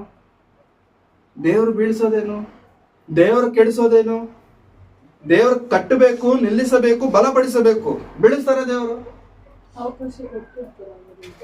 ನಿನಗೆ ಕಟ್ಟೋದಕ್ಕೆ ಎಲ್ಲಾ ಅವಕಾಶ, ಎಲ್ಲಾ ಅರ್ಹತೆ, ಎಲ್ಲಾ ಯೋಗ್ಯತೆ ಕೊಟ್ಟ ನಂತರವೂ ಸಹ ನೀನು ಕಟ್ಟಲ್ಪಡೋದಕ್ಕೆ ನಿನ್ನಿಂದ ಆಗ್ತಿಲ್ಲ ಅಂತಂದ್ರೆ, ಎಷ್ಟು ಬಾರಿ ಹೇಳಿದರು ಕೂಡ ಬದಲಾಗಿಲ್ಲ ಅಂತಂದ್ರೆ ಏನ್ ಮಾಡ್ತೀವಿ ಹೇಳಿ? ನಿನ್ಗೆ ಇಷ್ಟ ಬಂದಾಗ ಬದುಕೋಣ. ನೀನಂದ್ರೆ ನನ್ಗೆ ಅಸಹ್ಯ, ಕಾಣಿಸ್ಬೇಡ ನನಗೆ. ಎಷ್ಟು ಕಷ್ಟಪಟ್ಟಿದ್ದೇನೆ ಗೊತ್ತಾ? ಎಷ್ಟು ಸುರಿಸಿದ್ದೇನೆ ಗೊತ್ತಾ ನಿನ್ಗೋಸ್ಕರ? ನೀನಿನ್ನೂ ಬದಲಾಗ್ತಿಲ್ಲ. ಸರಿ, ಬೇಡ. ನೀನು ದೇವ್ರು ಹೇಳ್ತಿದ್ದಾರೆ, ಬೇಡ, ನೀನು ಬದಲಾಗಿಲ್ಲ ಅಂತಂದ್ರೆ ಬೇಡ. ಸುಮಾರು ದಿನಗಳಿಂದ ಒಂದು ಇನ್ಸಿಡೆಂಟ್ ನಡೀತು, ಎಲ್ಲರಿಗೂ ಗೊತ್ತಿರುತ್ತೆ. 8ನೇ ತಾರೀಕು, ಆಗಸ್ಟ್ 8ನೇ ತಾರೀಕು ಒಂದು ಇನ್ಸಿಡೆಂಟ್ ನಡೀತು. ಕೋಲ್ಕತ್ತಾದಲ್ಲಿರುವಂತ ಒಂದು ಮೆಡಿಕಲ್ ಕಾಲೇಜ್. ಆ ಮೆಡಿಕಲ್ ಕಾಲೇಜಲ್ಲಿ ಕೋಲ್ಕತ್ತಾದಲ್ಲಿರುವಂತ ಒಂದು ಮೆಡಿಕಲ್ ಕಾಲೇಜ್.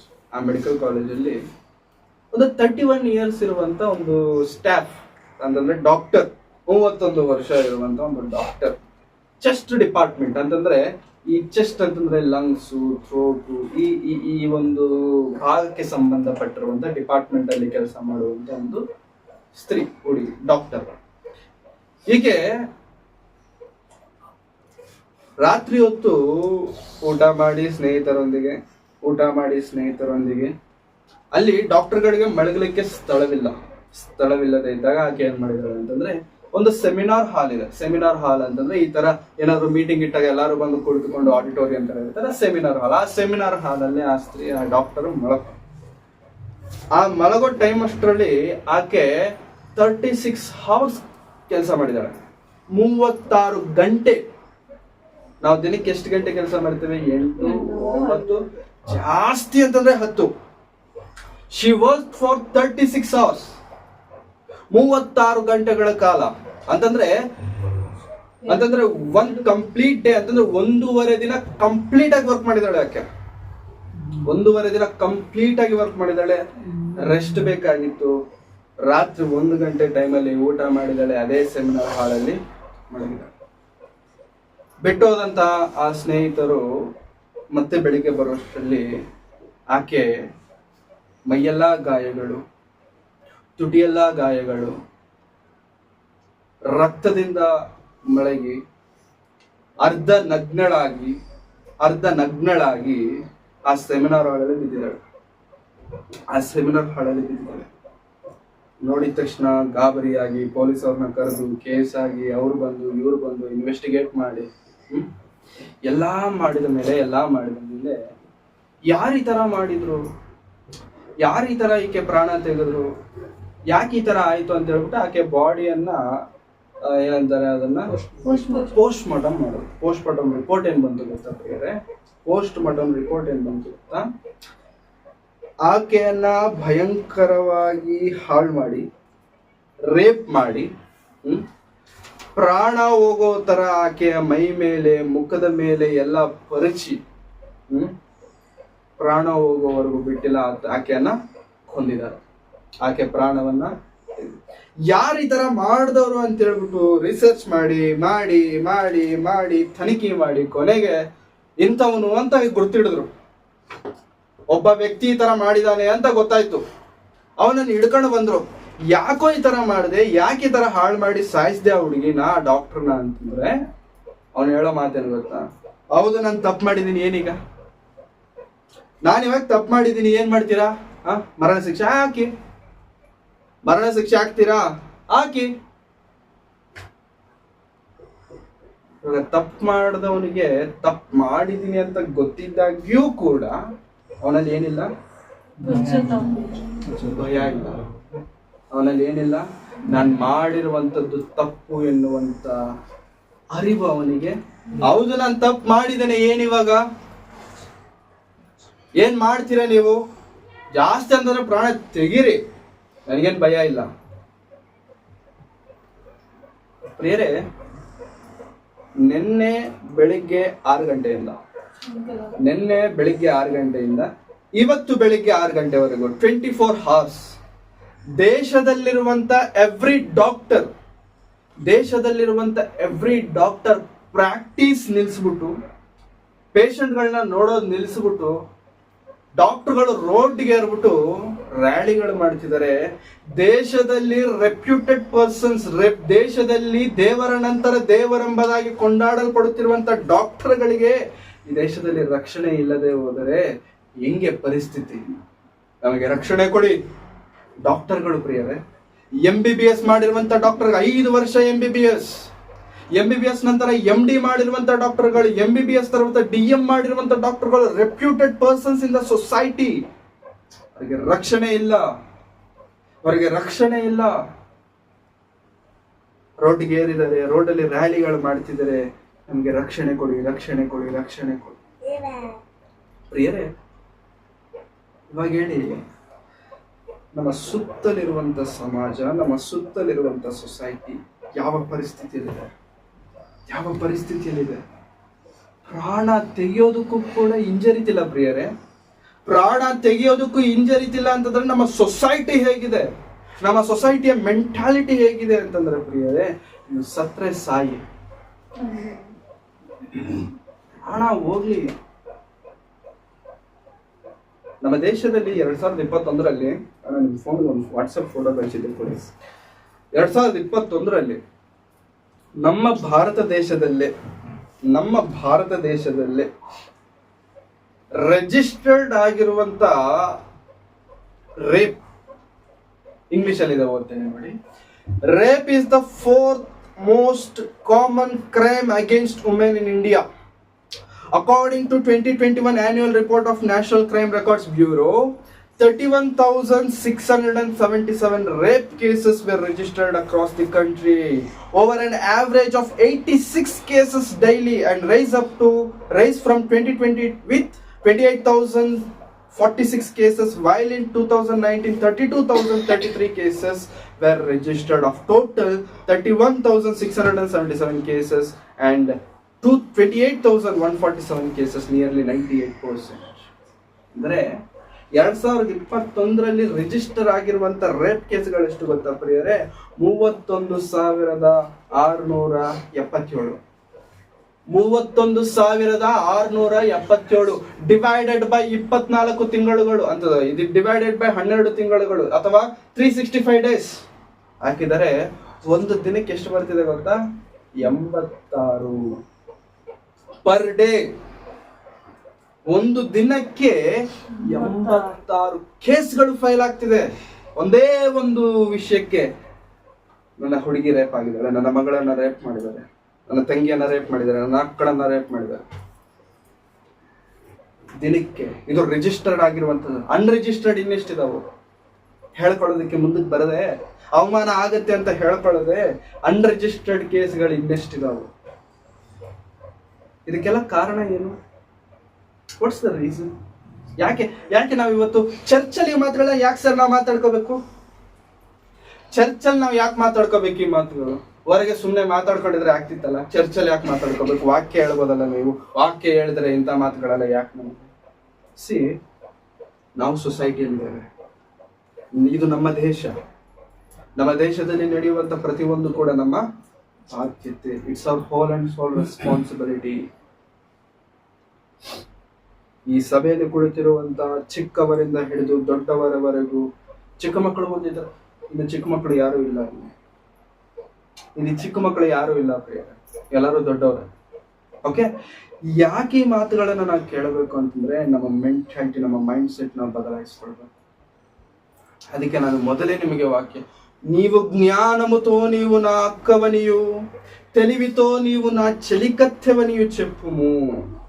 ನಿನಗೆ ಜ್ಞಾನವಿದ್ದರೆ ನಿನ್ನ ಸಹೋದರಿ, ನಿನ್ನ ಪರಸ್ತ್ರೀಯನ್ನು ಕಂಡ ತಕ್ಷಣ ಅಕ್ಕ ಅಂತ ಕರೀಬೇಕು ನಿನ್ನ ಬಾಯಿ ತುಂಬಾ. ಪರಸ್ತ್ರೀಯನ್ನ ಕಂಡ ತಕ್ಷಣ ತಂಗಿ ಎಂಬುದಾಗಿ ಕರೀಬೇಕು. ಪರಸ್ತ್ರೀಯನ್ನ ಕಂಡ ತಕ್ಷಣ ನಿನಗೆ ಸಹೋದರತ್ವ ಬರಬೇಕೆ ಹೊರತು ಈ ಕಾಮಾಭಿಲಾಷನಿನಲ್ಲಿ ಹುಟ್ಟಬಾರದು. ಕಾಮಾಭಿಲಾಷನಿನಲ್ಲಿ ಹುಟ್ಟಬಾರದು, ಹಾಗೆ ಬರಬಾರದು, ಹಾಗೆ ಹುಟ್ಟಬಾರದು ಅಂತಂದ್ರೆ ಮೊದಲು ರೆಸ್ಪಾನ್ಸಿಬಿಲಿಟಿ ತಂದೆ ತಾಯಿಗಳೇ ನೀವು ಕುಡಿಸ್ಕೊಂಡು ಹೇಳಬೇಕು ನಿಮ್ಮ ಮಕ್ಕಳಿಗೆ. ಹೇಳ್ಕೊಡಿ ನಿಮ್ಮ ಮಕ್ಕಳಿಗೆ. ದೇವರೇ ಬಾಯಿ ತೆರೆದು ಹೇಳ್ತಿದ್ದಾರೆ, ನೀವು ಈ ತರ ಮಾಡಬೇಡಿ, ನೀವು ಸರಿಯಾಗಿ, ನೀವು ಜ್ಞಾನ ಉಳ್ಳವರಾಗಿ, ಬುದ್ಧಿ ಉಳ್ಳವರಾಗಿ, ವಿವೇಕ ಉಳ್ಳವರಾಗಿ. ನಾಳೆ ಬೆಳಿಗ್ಗೆ ಇದೇ ಪರಿಸ್ಥಿತಿ ಯಾರೋ ಒಬ್ಬ ಕ್ರಿಶ್ಚಿಯನ್ ಮಾಡಿದಾನೆ ಅಂತ ಗೊತ್ತಾದ್ರೆ ಆಶ್ಚರ್ಯ ಪಡಬೇಕಾದಂತ ಅವಶ್ಯಕತೆ ಇಲ್ಲ. ನಾಳೆ ಬೆಳಿಗ್ಗೆ ಇದೇ ತರ ಯಾವ್ದೊಂದು ಕೇಸ್ ಆಗ್ಬಿಟ್ಟು ಈ ಕೇಸಲ್ಲಿ ಇದನ್ನ ಮಾಡಿದವ್ರು ಯಾರಪ್ಪ ಅಂತಂದ್ರೆ ಈಸ್ ಎ ಕ್ರಿಶ್ಚಿಯನ್, ಆಶ್ಚರ್ಯ ಪಡಬೇಕಾದಂತ ಅವಶ್ಯಕತೆ ಇಲ್ಲ. ಕ್ರಿಶ್ಚಿಯನ್ ಆಗಿದ್ಕೊಂಡು ಯಾಕೋ ಈ ತರ ಮಾಡಿದ್ಯ ಅಂತಂದ್ರೆ ಅವನು ಕ್ರಿಶ್ಚಿಯನ್ನೇ, ಆದ್ರೆ ಅವನು ಏನಾಗಿದ್ದಾನೆ, ಗಂಡ್ಸು, ಅವನಿಗೂ ಆಸೆಗಳಿದಾವೆ. ನಾವು ದೇವರ ವಾಕ್ಯವನ್ನ ಕೇಳುತ್ತಿರುವಂತ ನಾವು, ದೇವರ ಮಾತುಗಳನ್ನು ಧ್ಯಾನಿಸುತ್ತಿರುವಂತ ನಾವು ಪ್ರಿಯರೇ, ಯವನಸ್ಥರೇ, ಪುರುಷರೇ ಆಗಲಿ ಸ್ತ್ರೀಯರೇ ಆಗಲಿ ಗಮನವಿಟ್ಟು ಕೇಳಿ ಪ್ರಿಯರೇ, ನಿಮ್ಮ ಮೈಂಡ್ ಸೆಟ್ ಬದಲಾಯಿಸಬೇಕು. ಪರ ಸ್ತ್ರೀಯನ್ನು ಪರ ಪುರುಷನನ್ನ ಕಂಡ ತಕ್ಷಣ ನಿಮ್ಮಲ್ಲಿ ಸಹೋದರತ್ವ ಬರಬೇಕು. ಅದು ಬರದೇ ಇರುವಂತಹ ದಿನದವರೆಗೂ, ಅದು ಹುಟ್ಟದೇ ಇರುವಂತಹ ದಿನದವರೆಗೂ ಎಷ್ಟೇ ದೇವರ ಮಾತುಗಳನ್ನ ಕೇಳಿ, ಎಷ್ಟೇ ಭಾನುವಾರಗಳು ದೇವರ ಸಮ್ಮುಖಕ್ಕೆ ಬಂದರೂ ಕೂಡ ಪ್ರಿಯರೇ, ನಮ್ಮಲ್ಲಿ ಬದಲಾವಣೆ ಇಲ್ಲದೆ ಹೋದರೆ ನಾಳೆ ಬೆಳಿಗ್ಗೆ ನಮ್ಮಿಂದಲೇ ಯಾರೋ ಒಬ್ರು ಹೋಗ್ಬಿಟ್ಟು ಸೊಸೈಟಿಗೆ ಕೆಟ್ಟ ಹೆಸರು ತರ್ತಾರೆ. ಸುಮಾರು ವರ್ಷಗಳಿಂದ ಹೈದರಾಬಾದ್ ಅಲ್ಲಿರುವಂತ ಒಂದು ಹುಡುಗಿನ ಇದೇ ತರ ಮಾಡಿದ್ರು ಪ್ರಿಯರೇ. ದಿಶಾ ಅಂತ ಹೇಳಿ ಕರೀತಾರೆ, ದಿಶಾ, ಹೌದಾ?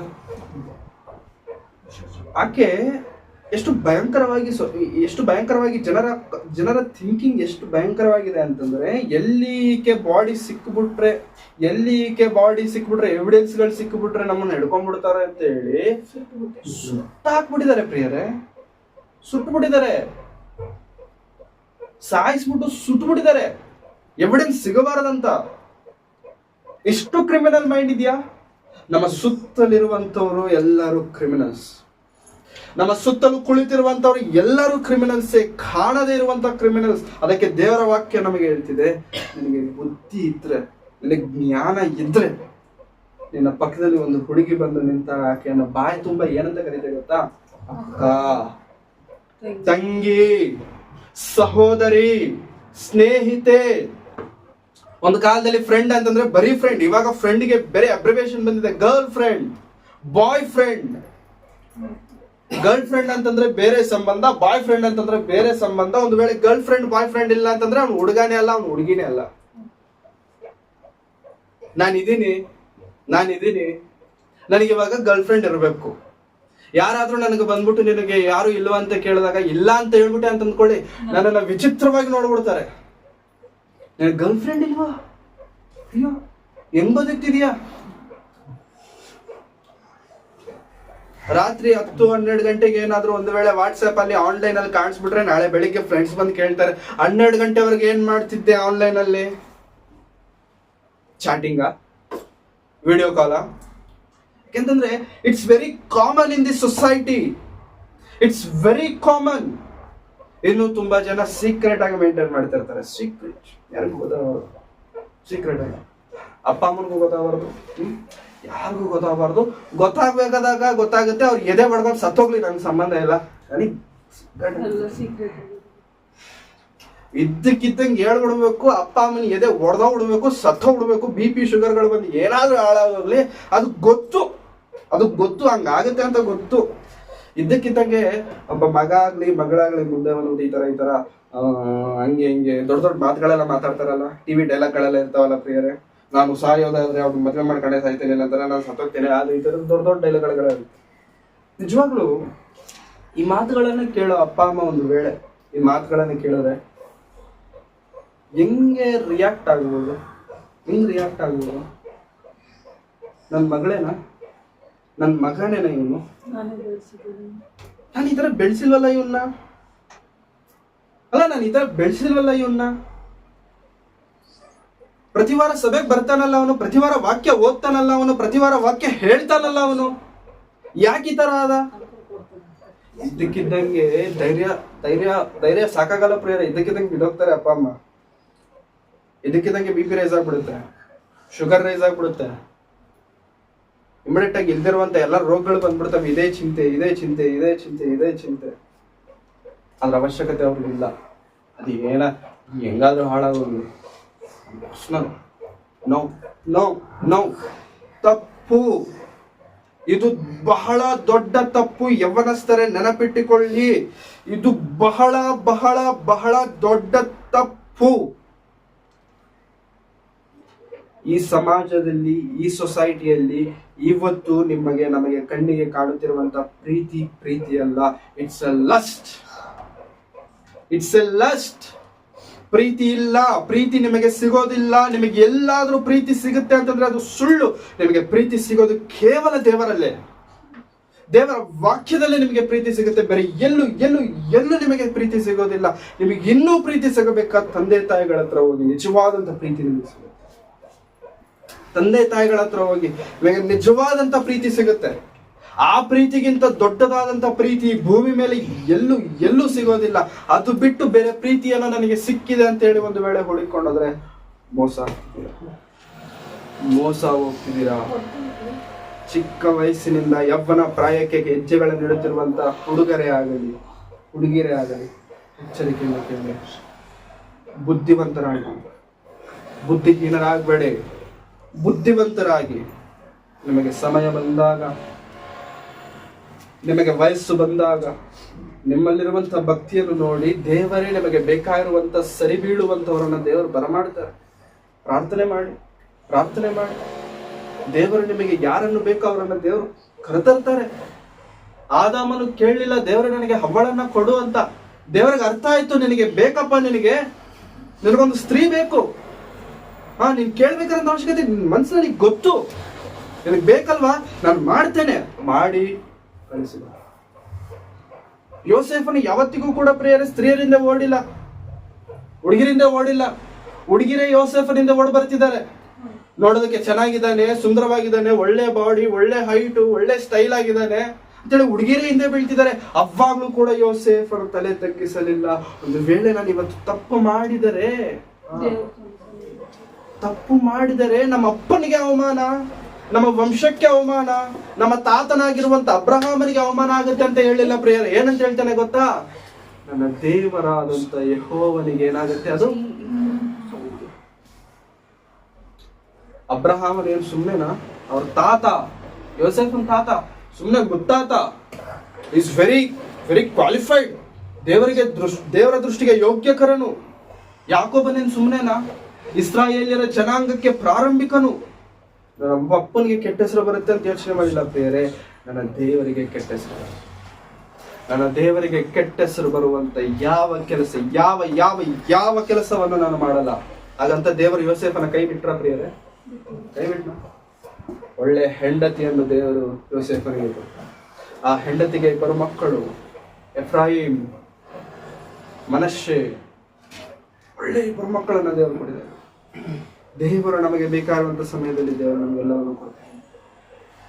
Don't be in Hari, don't be in rush. ಪ್ರಾರ್ಥನೆ ಮಾಡಿ, ಪ್ರಾರ್ಥನೆ ಮಾಡಿ, ಪ್ರಾರ್ಥನೆ ಮಾಡಿ. ಪ್ರಾರ್ಥನೆಯಲ್ಲಿ ದೇವರನ್ನ ಕೇಳಿ, ದೇವರೇ ನನಗೆ ಸರಿ ಬೀಳುವಂತಹ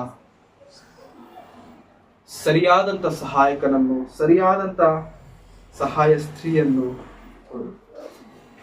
ಪ್ರಾರ್ಥನೆ ಮಾಡಿ, ಗಮನಿಸ್ತಾರೆ. ಪ್ರಾರ್ಥನೆ ಮಾಡಿ, ಮೊಣಕಾಲ ಹಾಕಿ ಪ್ರಾರ್ಥನೆ ಮಾಡಿ, ರಾತ್ರಿ ಎದ್ದೊಳಗೆ ಪ್ರಾರ್ಥನೆ ಮಾಡಿ. ನಿಮ್ಮ ಪ್ರಾರ್ಥನೆಯಲ್ಲಿ ಇದೇ ಇರಬೇಕು. ಒಂದು ವೇಳೆ ಮದುವೆ ಆಗುವಂತ ಉದ್ದೇಶ ಇರ್ತಾರೆ, ಪೌಲರವರು ಹೇಳ್ತಾರೆ, ಆ ಮಾತು ನಂಗೆ ಬಹಳ ಇಷ್ಟ. ಪೌಲರವರು ಹೇಳುವಂತ ಮಾತೇನೋ ಗೊತ್ತಾ?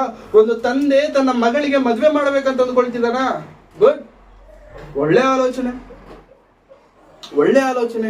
ಒಂದು ವೇಳೆ ಅದೇ ತಂದೆ ಆತನ ಮಗಳಿಗೆ ಮದುವೆ ಮಾಡಬಾರದು ಅಂತ ಅಂದ್ಕೊಳ್ತಿದ್ದಾನ, it is very much good. ಇದು ಗುಡ್ ಅಲ್ಲ, ಇದು ಇನ್ನೂ గుడ్డుಗಿంత ಒಳ್ಳೇದು. ఒకడు తన కుమార్తెకు పెళ్లి చేయచూచుచున్నాడా, అతను బాగుగా ఆలోచించుచున్నాడు. ఒకడు తన కుమార్తెకు పెళ్లి చేయకూడదని ఆలోచించుచున్నాడా, వాడు మరి బాగుగా ఆలోచించుచున్నాడు. Is very good. ಮದುವೆ ಮಾಡ್ಕೊಂಡಿಲ್ಲ ಅಂತಂದ್ರೆ ಏನ್ ಪೌಲನೇ ಒಳ್ಳೇದು ಅಂತ ಹೇಳ್ತಿದ್ಯಾ? ನಿಮ್ ತರ ಬ್ಯಾಚುಲರ್ ಆಗಿ ಇದ್ಬಿಡ್ಬೇಕಾ, ನಾವೆಲ್ಲರೂ ಸನ್ಯಾಸಿ ಮಾಡ್ಬಿಡ್ಬೇಕಾ ಅಂತಂದ್ರೆ ಮದುವೆ ಮಾಡ್ಕೊಳ್ತೀರಾ? ಐಹಿಕ ಸಂಬಂಧವಾಗಿರುವಂತ ಎಲ್ಲಾ ಚಿಂತನೆ, ಕಷ್ಟಗಳು, ಅವಮಾನಗಳನ್ನ ನೀವು ಬೇಡ, ನಾನು ದೇವ್ರಿಗೋಸ್ಕರ ಬದುಕಬೇಕಂತ ಬಿಟ್ಬಿಡಿ. ಮದುವೆ ಬೇಡ, ಏನು ಬೇಡ, ಟೆನ್ಷನ್ನೇ ಬೇಡ. ಇವಾಗ ಇರೋ ಕಷ್ಟಗಳೇ ಸಾಕು, ಇರೋ ಅವಮಾನಗಳೇ ಸಾಕು. ನನಗೆ ಬರುವಂತ ಅವಮಾನ ಏನಾದ್ರೂ ಇದ್ರೆ ದೇವ್ರಿಗೋಸ್ಕರ ಆಗಿರಬೇಕು. ನಾನು ಪಡುವಂತ ಕಷ್ಟ ಏನಾದ್ರೂ ಆಗಿದ್ರೆ ದೇವ್ರಿಗೋಸ್ಕರ, ನಾನು ದುಡಿಯುವಂತ ಪ್ರತಿ ಪೈಸಾ ದೇವ್ರಿಗೋಸ್ಕರನೇ ಆಗಬೇಕು ಅಂತ ಅಂದ್ಕೊಳ್ತಿದ್ಯಾ? ಮದುವೆ ಮಾಡ್ಕೋಬೇಡ. Is very much good. ಹಾಗಂತ ಮದುವೆ ಮಾಡ್ಕೊಳ್ಳೋಣ ನಾನು ನಿಲ್ಸಲ್ಲ, ಮಾಡ್ಕೊಳ್ಳಿ, ಬೇಡ ಅಂತ ನಾನು ಹೇಳ್ತಿಲ್ಲ, ಮಾಡ್ಕೊಳ್ಳಿ. ಆದರೆ ನಿಮ್ಮ ಪ್ರಣಾಳಿಕೆ ದೇವರ ಉದ್ದೇಶವಾಗಿರಬೇಕು, ದೇವರ ಚಿತ್ತವನ್ನು ನೆರವೇರಿಸೋರಾಗಬೇಕು. ಹಾಗಾಗಿ ಪ್ರಿಯರೇ, ಸೊಸೈಟಿ ತುಂಬಾ ಕೆಟ್ಟೋಗಿದೆ, ಸೊಸೈಟಿ ತುಂಬಾ ಹಾಳಾಗಿದೆ, ಸೊಸೈಟಿ ತುಂಬಾ ಹಾಳಾಗಿದೆ.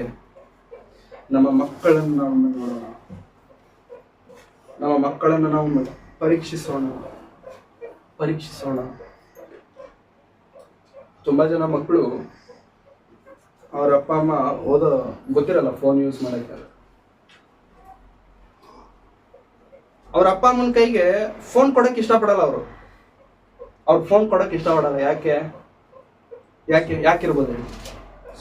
ನೀವು ಜನರಲ್ ಥಿಂಕಿಂಗ್, ನಿಮ್ಮನ್ನ ನಾನು ಕೇಳ್ತಿದ್ದೀನಿ, ಫೋನು ಯಾಕೆ? ಇವಾಗ ನಾನೇ ಇದ್ದೀನಿ, ನನ್ನ ಫೋನ್ ನಾನು ಹಿಂಗೆ ಯಾಕೆ ಕೊಡಲ್ಲ? ಏನ್ ಸೀಕ್ರೆಟ್ ಇರ್ಬೋದು?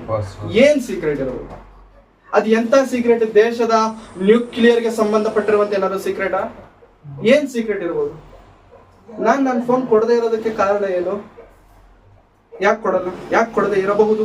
What will be the common reason? ಹೇಳಿ.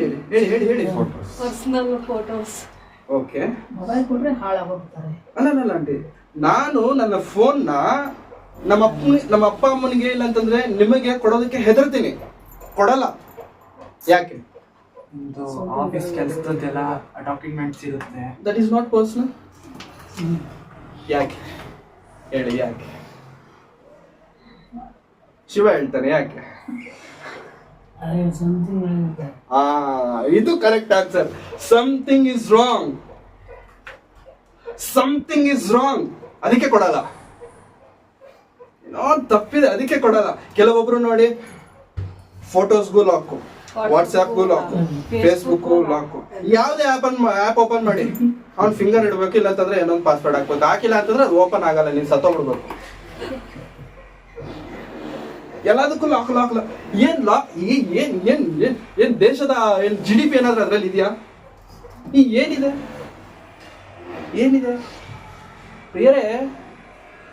ಫೋನು, ನಮ್ಮ ಪರ್ಸನಲ್ ಫೋನು ಧೈರ್ಯವಾಗಿ ನಾವು ಬೇರೆಯವರಿಗೆ ಕೊಡೋದಕ್ಕೆ ಹೆದರ್ತಿದ್ದೇವೆ ಅಂತಂದ್ರೆ ಪ್ರಿಯರೇ, ನಾವು ದೇವರ ಮುಂದೆ ನಿಂತಾಗ ತಲೆ ಎತ್ತಿ ಮಾತಾಡೋದಕ್ಕಾಗುತ್ತಾ ನಮಗೆ? ಮನುಷ್ಯರಿಗೆ, ಅಪ್ಪ ಅಮ್ಮನಿಗೆ ಹೆದರ್ತಿದ್ದೇವೆ, ಅವ್ರು ಕೊಡೋದಕ್ಕೆ ಹೆದರ್ತಿದ್ದೇವೆ. ದೇವರು, ಸಾಕ್ಷಾತ್ ದೇವರು, ಎಲ್ಲವನ್ನು ಅರಿತಂತ ದೇವರು, ಸಮಸ್ತವನ್ನು ನೋಡುತ್ತಿರುವಂತ ದೇವರ ಆತನ ಮುಂದೆ ನಮ್ಮನ್ನ ನಿಲ್ಲಿಸಿದಾಗ ತಲೆ ಎತ್ತಿ ಮಾತಾಡ್ಲಿಕ್ಕೆ ನಮ್ಮಿಂದ ಆಗತ್ತಾ? ಫೋನ್ ಕೊಟ್ವಿ, ಫೋನ್ ನಮ್ಮಿಂದ ದೂರ ಆಯ್ತು ಅಂತಂದ್ರೆ ಹಾರ್ಟ್ ಬೀಟ್ ಜಾಸ್ತಿ ಆಗ್ತಿರುತ್ತೆ, ಟೆನ್ಷನ್ ಬೇವ್ರಿಳಿತಿರುತ್ತೆ. ಕೊಡು ಸಾಕು, ಮಾತಾಡ್ದಲ್ಲ, ಕೊಡು, ಆಯ್ತಲ್ಲ, ಕೊಡು. ಹೀರೋ ಇನ್ ಸ್ವಲ್ಪ ಬೇಡ, ಕೊಡು, ನೀನ್ ಕೊಡು ಫಸ್ಟ್. ನಿನ್ ಕೈಯಲ್ಲಿ ಇರಬಾರ್ದು. ಪಾಪ ಗಮನಿಸ್ತಾರೆ. ತಿಳಿದು ತಪ್ಪು ಮಾಡಬೇಡಿ, ತಿಳಿದು ತಪ್ಪು ಮಾಡಬೇಡಿ. ಇದು ತಪ್ಪು ಅಂತ ಗೊತ್ತಾದ ನಂತರವೂ ಕೂಡ ತಪ್ಪು ಮಾಡಬೇಡಿ. ತಪ್ಪು ಮಾಡುವಂತ ಪ್ರತಿಯೊಂದು ಪ್ರಾರಂಭದಲ್ಲೂ ಕೂಡ ಇದು ಗೊತ್ತಾಗುತ್ತೆ, ನಾನು ಮಾಡ್ತಿರೋದು ತಪ್ಪು ಅಂತ.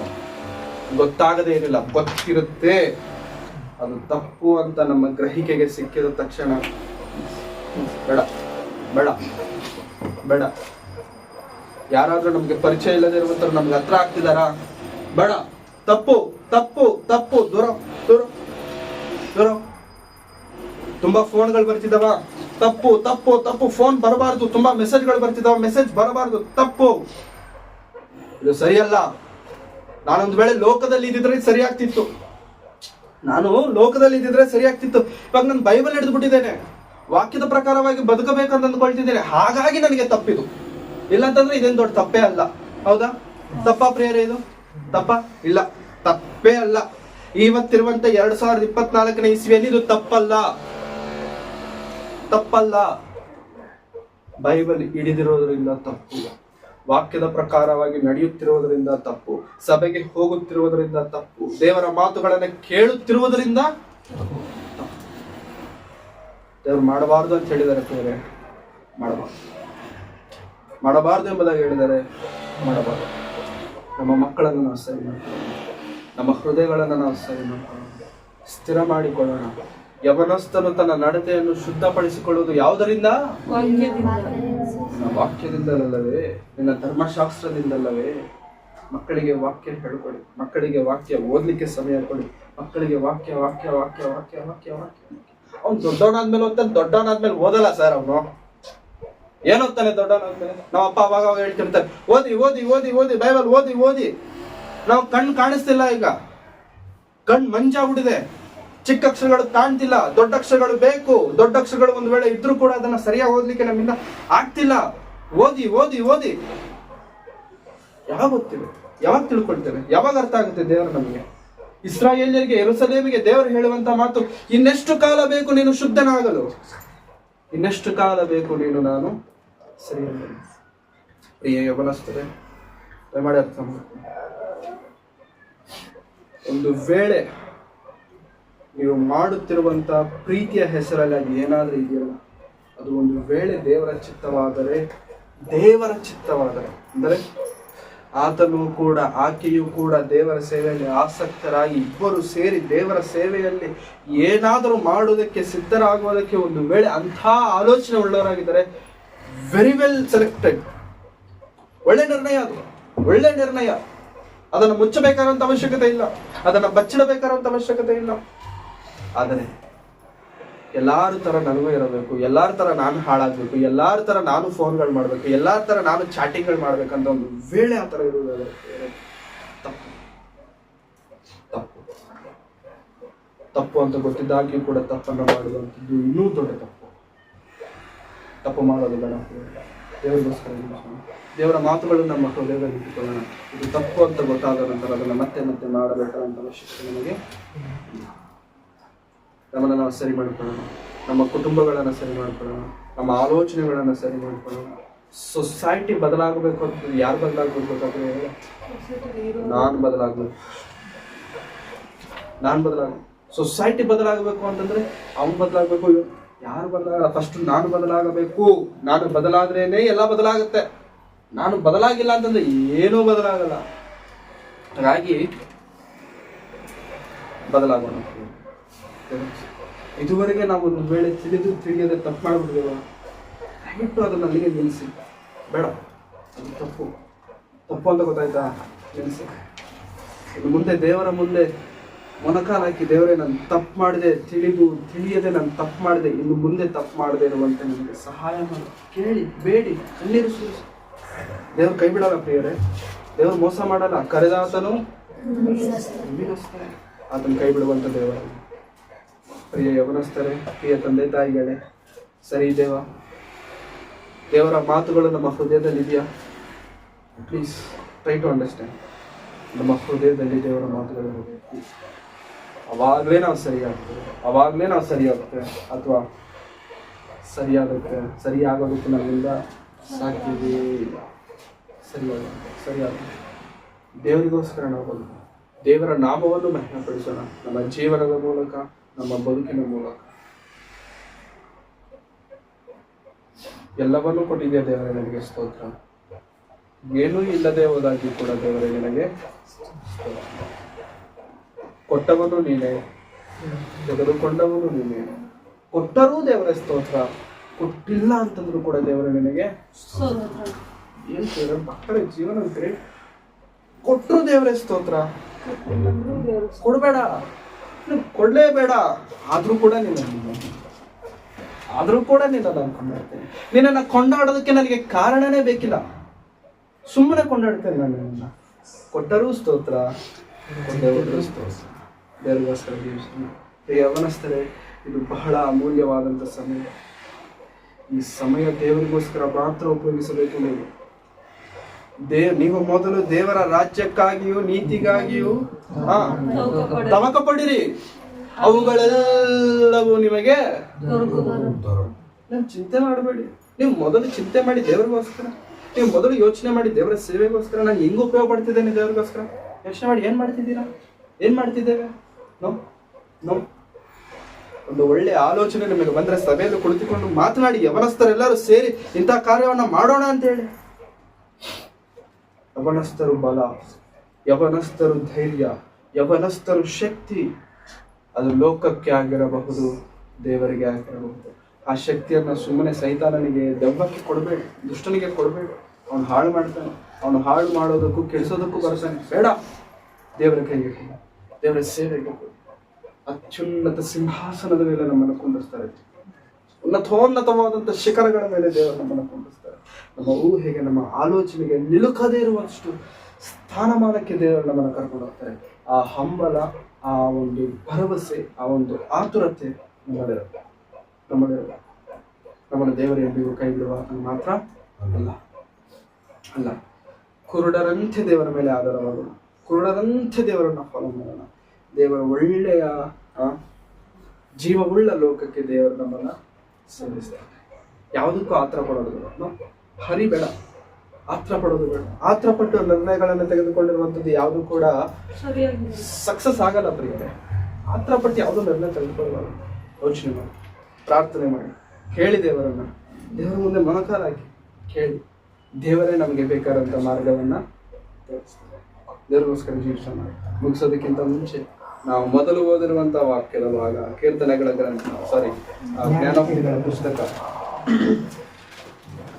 ಜ್ಞಾನೋಕ್ತಿಗಳ ಪುಸ್ತಕ 7ನೇ ಅಧ್ಯಾಯ 1ರಿಂದ. ದಯಮಾಡಿ ಬೇಗ ಹೋಗಿ. ಕಂದ, ನನ್ನ ಮಾತುಗಳನ್ನು ಅನುಸರಿಸು. ಕಂದ, ನನ್ನ ಮಾತುಗಳನ್ನು ಅನುಸರಿಸು. ನನ್ನ ಆಜ್ಞೆಗಳನ್ನು ಮನಸ್ಸಿನಲ್ಲಿಟ್ಟುಕೋ. ನನ್ನ ಆಜ್ಞೆಗಳನ್ನು ಮನಸ್ಸಿನಲ್ಲಿಟ್ಟುಕೋ. ನನ್ನ ಉಪದೇಶವನ್ನು ಕಣ್ಣುಗುಡ್ಡಿನಂತೆ ಪಾಲಿಸು. ನನ್ನ ಉಪದೇಶವನ್ನು ಕಣ್ಣುಗುಡ್ಡಿನಂತೆ ಪಾಲಿಸು. ನನ್ನ ಆಜ್ಞೆಗಳನ್ನು ಕೈಗೊಂಡು ಬಾಳು. ನನ್ನ ಆಜ್ಞೆಗಳನ್ನು ಕೈಗೊಂಡು ಬಾಳು. ಅವುಗಳನ್ನು ನಿನ್ನ ಬೆರಳುಗಳಿಗೆ ಉಂಗುರವಾಗಿ ಇಟ್ಟುಕೋ. ಅವುಗಳನ್ನು ನಿನ್ನ ಬೆರಳುಗಳಿಗೆ ಉಂಗುರವಾಗಿ ಇಟ್ಟುಕೋ. ಹೃದಯದ ಅಳಿಗೆಗಳಲ್ಲಿ ಬರೆ. ಜ್ಞಾನವನ್ನು ಅಕ್ಕ ಎಂದು ಹೇಳು. ಜ್ಞಾನವನ್ನು ಅಕ್ಕ ಎಂದು ಹೇಳು. ವಿವೇಕವನ್ನು ಆಪ್ತಮಿತ್ರಳೆ ಎಂದು ಕರೆ. ವಿವೇಕವನ್ನು ಆಪ್ತಮಿತ್ರಳೆ ಎಂದು ಕರೆ. ಅವು ಜಾರಳಿಂದ ಸವಿ ಮಾತನಾಡುವ ಪರಸ್ತ್ರೀಯಿಂದ ನಿನ್ನನ್ನು ರಕ್ಷಿಸುವವು. ಸವಿ ಮಾತನಾಡುವ ಪರಸ್ತ್ರೀಯಿಂದ ನಿನ್ನನ್ನು ರಕ್ಷಿಸುವ. ನಾವು ಹಾಳಾಗೋದಕ್ಕೆ ತುಂಬಾ ಮಾರ್ಗಗಳಿದ್ದಾವೆ. ರಕ್ಷಿಸಲ್ಪಡೋದಕ್ಕೆ ಒಂದೇ ಒಂದು ಮಾರ್ಗ, ದೇವರ ಮಾರ್ಗ, ದೇವರ ವಾಕ್ಯ, ದೇವರ ಸನ್ನಿಧಾನ, ದೇವರ ಸಮ್ಮುಖ. ದೇವರಿಗೋಸ್ಕರ ಜೀವಿಸೋಣ. ದೇವರ ಮಾತುಗಳ ಪ್ರಕಾರವಾಗಿ ಬದುಕೋಣ. ನಮ್ಮ ಬದುಕುಗಳನ್ನ ಸರಿ ಮಾಡೋಣ. ಕಣ್ಣುಗಳನ್ನು ಮುಚ್ಚಿ ಪ್ರಾರ್ಥನೆ. ಕೃಪೆಯಲ್ಲಿ ಐಶ್ವರ್ಯವುಳ್ಳಂತ ನಮ್ಮ ತಂದೆಯಾದ ದೇವರೇ, ನಿಮ್ಮ ಪರಿಶುದ್ಧವಾದ ನಾಮಕ್ಕಾಗಿ ನಿಮಗೆ ವಂದನೆಗಳನ್ನು ಸಲ್ಲಿಸುವರಾಗಿದೆ ಸ್ವಾಮಿ. ಕರ್ತನೆ, ನಾವಿರುವಂತ ಈ ಒಂದು ಸಮಾಜ, ನಾವಿರುವಂತ ಈ ಒಂದು ದೇಶ, ನಮ್ಮ ಸುತ್ತಲಿರುವಂತ ಈ ಒಂದು ಜನರು ಕರ್ತನೆ, ಕಾಣುವುದಕ್ಕೆ, ನೋಡುವುದಕ್ಕೆ, ಹೊರಗಿನ ತೋರಿಕೆಗೆ ಎಲ್ಲರೂ ಕೂಡ ಒಳ್ಳೆಯವರಾಗಿದ್ದಾಗಿಯೂ ಸ್ವಾಮಿ, ಅವರ ಆಲೋಚನೆಗಳು, ಅವರ ಉದ್ದೇಶಗಳು, ಅವರ ಒಂದು ಜ್ಞಾನವು ಸ್ವಾಮಿ ಕೆಟ್ಟದ್ದಾಗಿದೆ. ದುರಾಲೋಚನೆ ಉಳ್ಳವರಾಗಿದ್ದಾರೆ, ಅಸಹ್ಯ ಕಾರ್ಯವುಳ್ಳವರಾಗಿದ್ದಾರೆ, ದುಷ್ಟರಾಗಿದ್ದಾರೆ. ಕರ್ತನೆ, ನಿಮ್ಮ ಸನ್ನಿಧಾನಕ್ಕೆ ಬಂದು ನಿಮ್ಮ ಮಾತುಗಳನ್ನು ಕೇಳುತ್ತಿರುವಂತಹ ಅನೇಕ ಕ್ರೈಸ್ತರಾಗಿರುವಂತ ನಾವು ಸಹ ಸ್ವಾಮಿ, ತಿಳಿಯದೆ ಅನೇಕ ಬಾರಿ ನಿಮ್ಮಿಂದ ದೂರ ಆಗುವಂತ ಅನೇಕ ಪರಿಸ್ಥಿತಿಗಳನ್ನು ನಾವು ಕಂಡಿದ್ದೇವೆ. ನಮ್ಮನ್ನು ಕ್ಷಮಿಸಿ. ಇನ್ನು ಮುಂದಾದರೂ ಕರ್ತನೆ, ನಿಮಗೋಸ್ಕರ ಉನ್ನತರಾಗಿ, ನಿಮ್ಮ ಸೇವೆಯಲ್ಲಿ ಬಾಧ್ಯರಾಗಿ, ನಿಮ್ಮ ಚಿತ್ತವನ್ನು ನೆರವೇರಿಸುವವರಾಗಿ ನಾವಿರುವಂತೆ ನಮಗೆ ಸಹಾಯ ಮಾಡಿ ಸ್ವಾಮಿ. ಮುಖ್ಯವಾಗಿ ಯವನಸ್ಥದಲ್ಲಿರುವಂತ, ಯವನರಾಗಿರುವಂತ ಪ್ರತಿ ಒಬ್ಬೊಬ್ಬರನ್ನು, ಅಕ್ಕ ತಂಗಿಯರನ್ನು, ಅಣ್ಣ ತಮ್ಮದಿರನ್ನು ಎಲ್ಲರನ್ನು ನಿಮ್ಮ ಕರಗಳಿಗೆ ಒಪ್ಪಿಸಿಕೊಡ್ತೀವಿ. ನಿಮ್ಮ ವಾಕ್ಯವನ್ನು ಕೇಳುತ್ತಿರುವಂತ ನಾವು ನಿಮ್ಮ ವಾಕ್ಯವನ್ನು, ನಿಮ್ಮ ಸತ್ಯವೇದವನ್ನು ಕೈ ಹಿಡಿದಿರುವಂತ ನಾವು ತಪ್ಪಾದಂತ ಮಾರ್ಗಕ್ಕೆ ಹೋಗದಿರುವಂತೆ ನಮಗೆ ಸಹಾಯ, ಪಾಪ ಮಾಡದೇ ಇರುವಂತೆ ಕೃಪೆ ತೋರಿಸಿ, ನಿಮ್ಮ ಚಿತ್ತವನ್ನು ನೆರವೇರಿಸುವಂತೆ ನಮಗೆ ಸಹಾಯ ಮಾಡಿ ಕರ್ತನೆ. ನಿಮ್ಮ ರಾಜ್ಯದ ಮಹಿಮೆಗಾಗಿ ದುಡಿಯುವವರಾಗಿ, ನಮ್ಮ ಯೌವನವನ್ನು ನಿಮಗೆ ಸಮರ್ಪಿಸುವವರಾಗಿ ನಾವಿರುವಂತೆ ಸಹಾಯ ಮಾಡಿ. ನಮಗೆ ನೀವು ಕೊಟ್ಟಂತ ಜ್ಞಾನ, ನಮಗೆ ನೀವು ಕೊಟ್ಟಂತ ತಲಾಂತನ್ನು ಕರ್ತನೆ ಕೇವಲ ನಿಮಗೋಸ್ಕರ ಉಪಯೋಗಿಸುವವರಾಗಿ ನಮಗೆ ಸಹಾಯ ಮಾಡಿ. ನಿಮ್ಮ ವಾಕ್ಯವನ್ನು ನಾವು ನಂಬುತ್ತೇವೆ, ನಿಮ್ಮ ಮಾತುಗಳಲ್ಲಿ ನಾವು ಭರವಸೆ ಇಡುತ್ತೇವೆ. ಕರೆದಾತನು ನಂಬಿಗಸ್ತನು ಸ್ವಾಮಿ, ನೀವು ನಮ್ಮ ಕೈ ಬಿಡುವಾತನಲ್ಲ. ನಾವು ನಿಮಗೋಸ್ಕರ, ನಿಮ್ಮ ಸೇವೆಗೋಸ್ಕರ, ನಿಮ್ಮ ರಾಜ್ಯಾಭಿವೃದ್ಧಿಗೋಸ್ಕರ ನಾವು ತವಕಿಸುವುದಾದರೆ ನಮಗೆ ಬೇಕಾಗಿರುವಂತ ಎಲ್ಲವನ್ನೂ ಒದಗಿಸುವಂತ ದೇವರು ನೀವು ಆಗಿದ್ದೀರಾ. ನಮ್ಮನ್ನು ನಾವು ನಿಮ್ಮ ಕರಗಳಿಗೆ ಒಪ್ಪಿಸಿಕೊಳ್ತೀವಿ. ಬಲಪಡಿಸಿ, ಕೃಪೆ ತೋರಿಸಿ, ನಮ್ಮ ಯೌವನವು ಹಾಳು ಮಾಡಿಕೊಳ್ಳದಂತೆ, ನಮ್ಮ ಯೌವನವನ್ನು ಕೆಡಿಸಿಕೊಳ್ಳದಂತೆ ನಮಗೋಸ್ಕರ ಬದುಕುವಂತ ನಮ್ಮೆಲ್ಲರಿಗೂ ಜ್ಞಾನದ ಹೃದಯವನ್ನು ಕೊಟ್ಟು ನಡೆಸುತ್ತೀರಂತ ನಾವು ಸಮಸ್ತವಾದಂತ ಮಹಿಮೆ, ಘನತೆ, ಪ್ರಭಾವಗಳನ್ನು ನಿಮ್ಮೊಬ್ಬರಿಗೆ ಸಲ್ಲಿಸುತ್ತಾ ಯೇಸು ಕ್ರಿಸ್ತರವರ ಪರಿಶುದ್ಧವಾದ ನಾಮದಲ್ಲಿ ಪ್ರಾರ್ಥಿಸಿ ಬೇಡಿ ಹೊಂದಿದ್ದೇನೆ ನಮ್ಮ ತಂದೆಯಾದ ದೇವರು.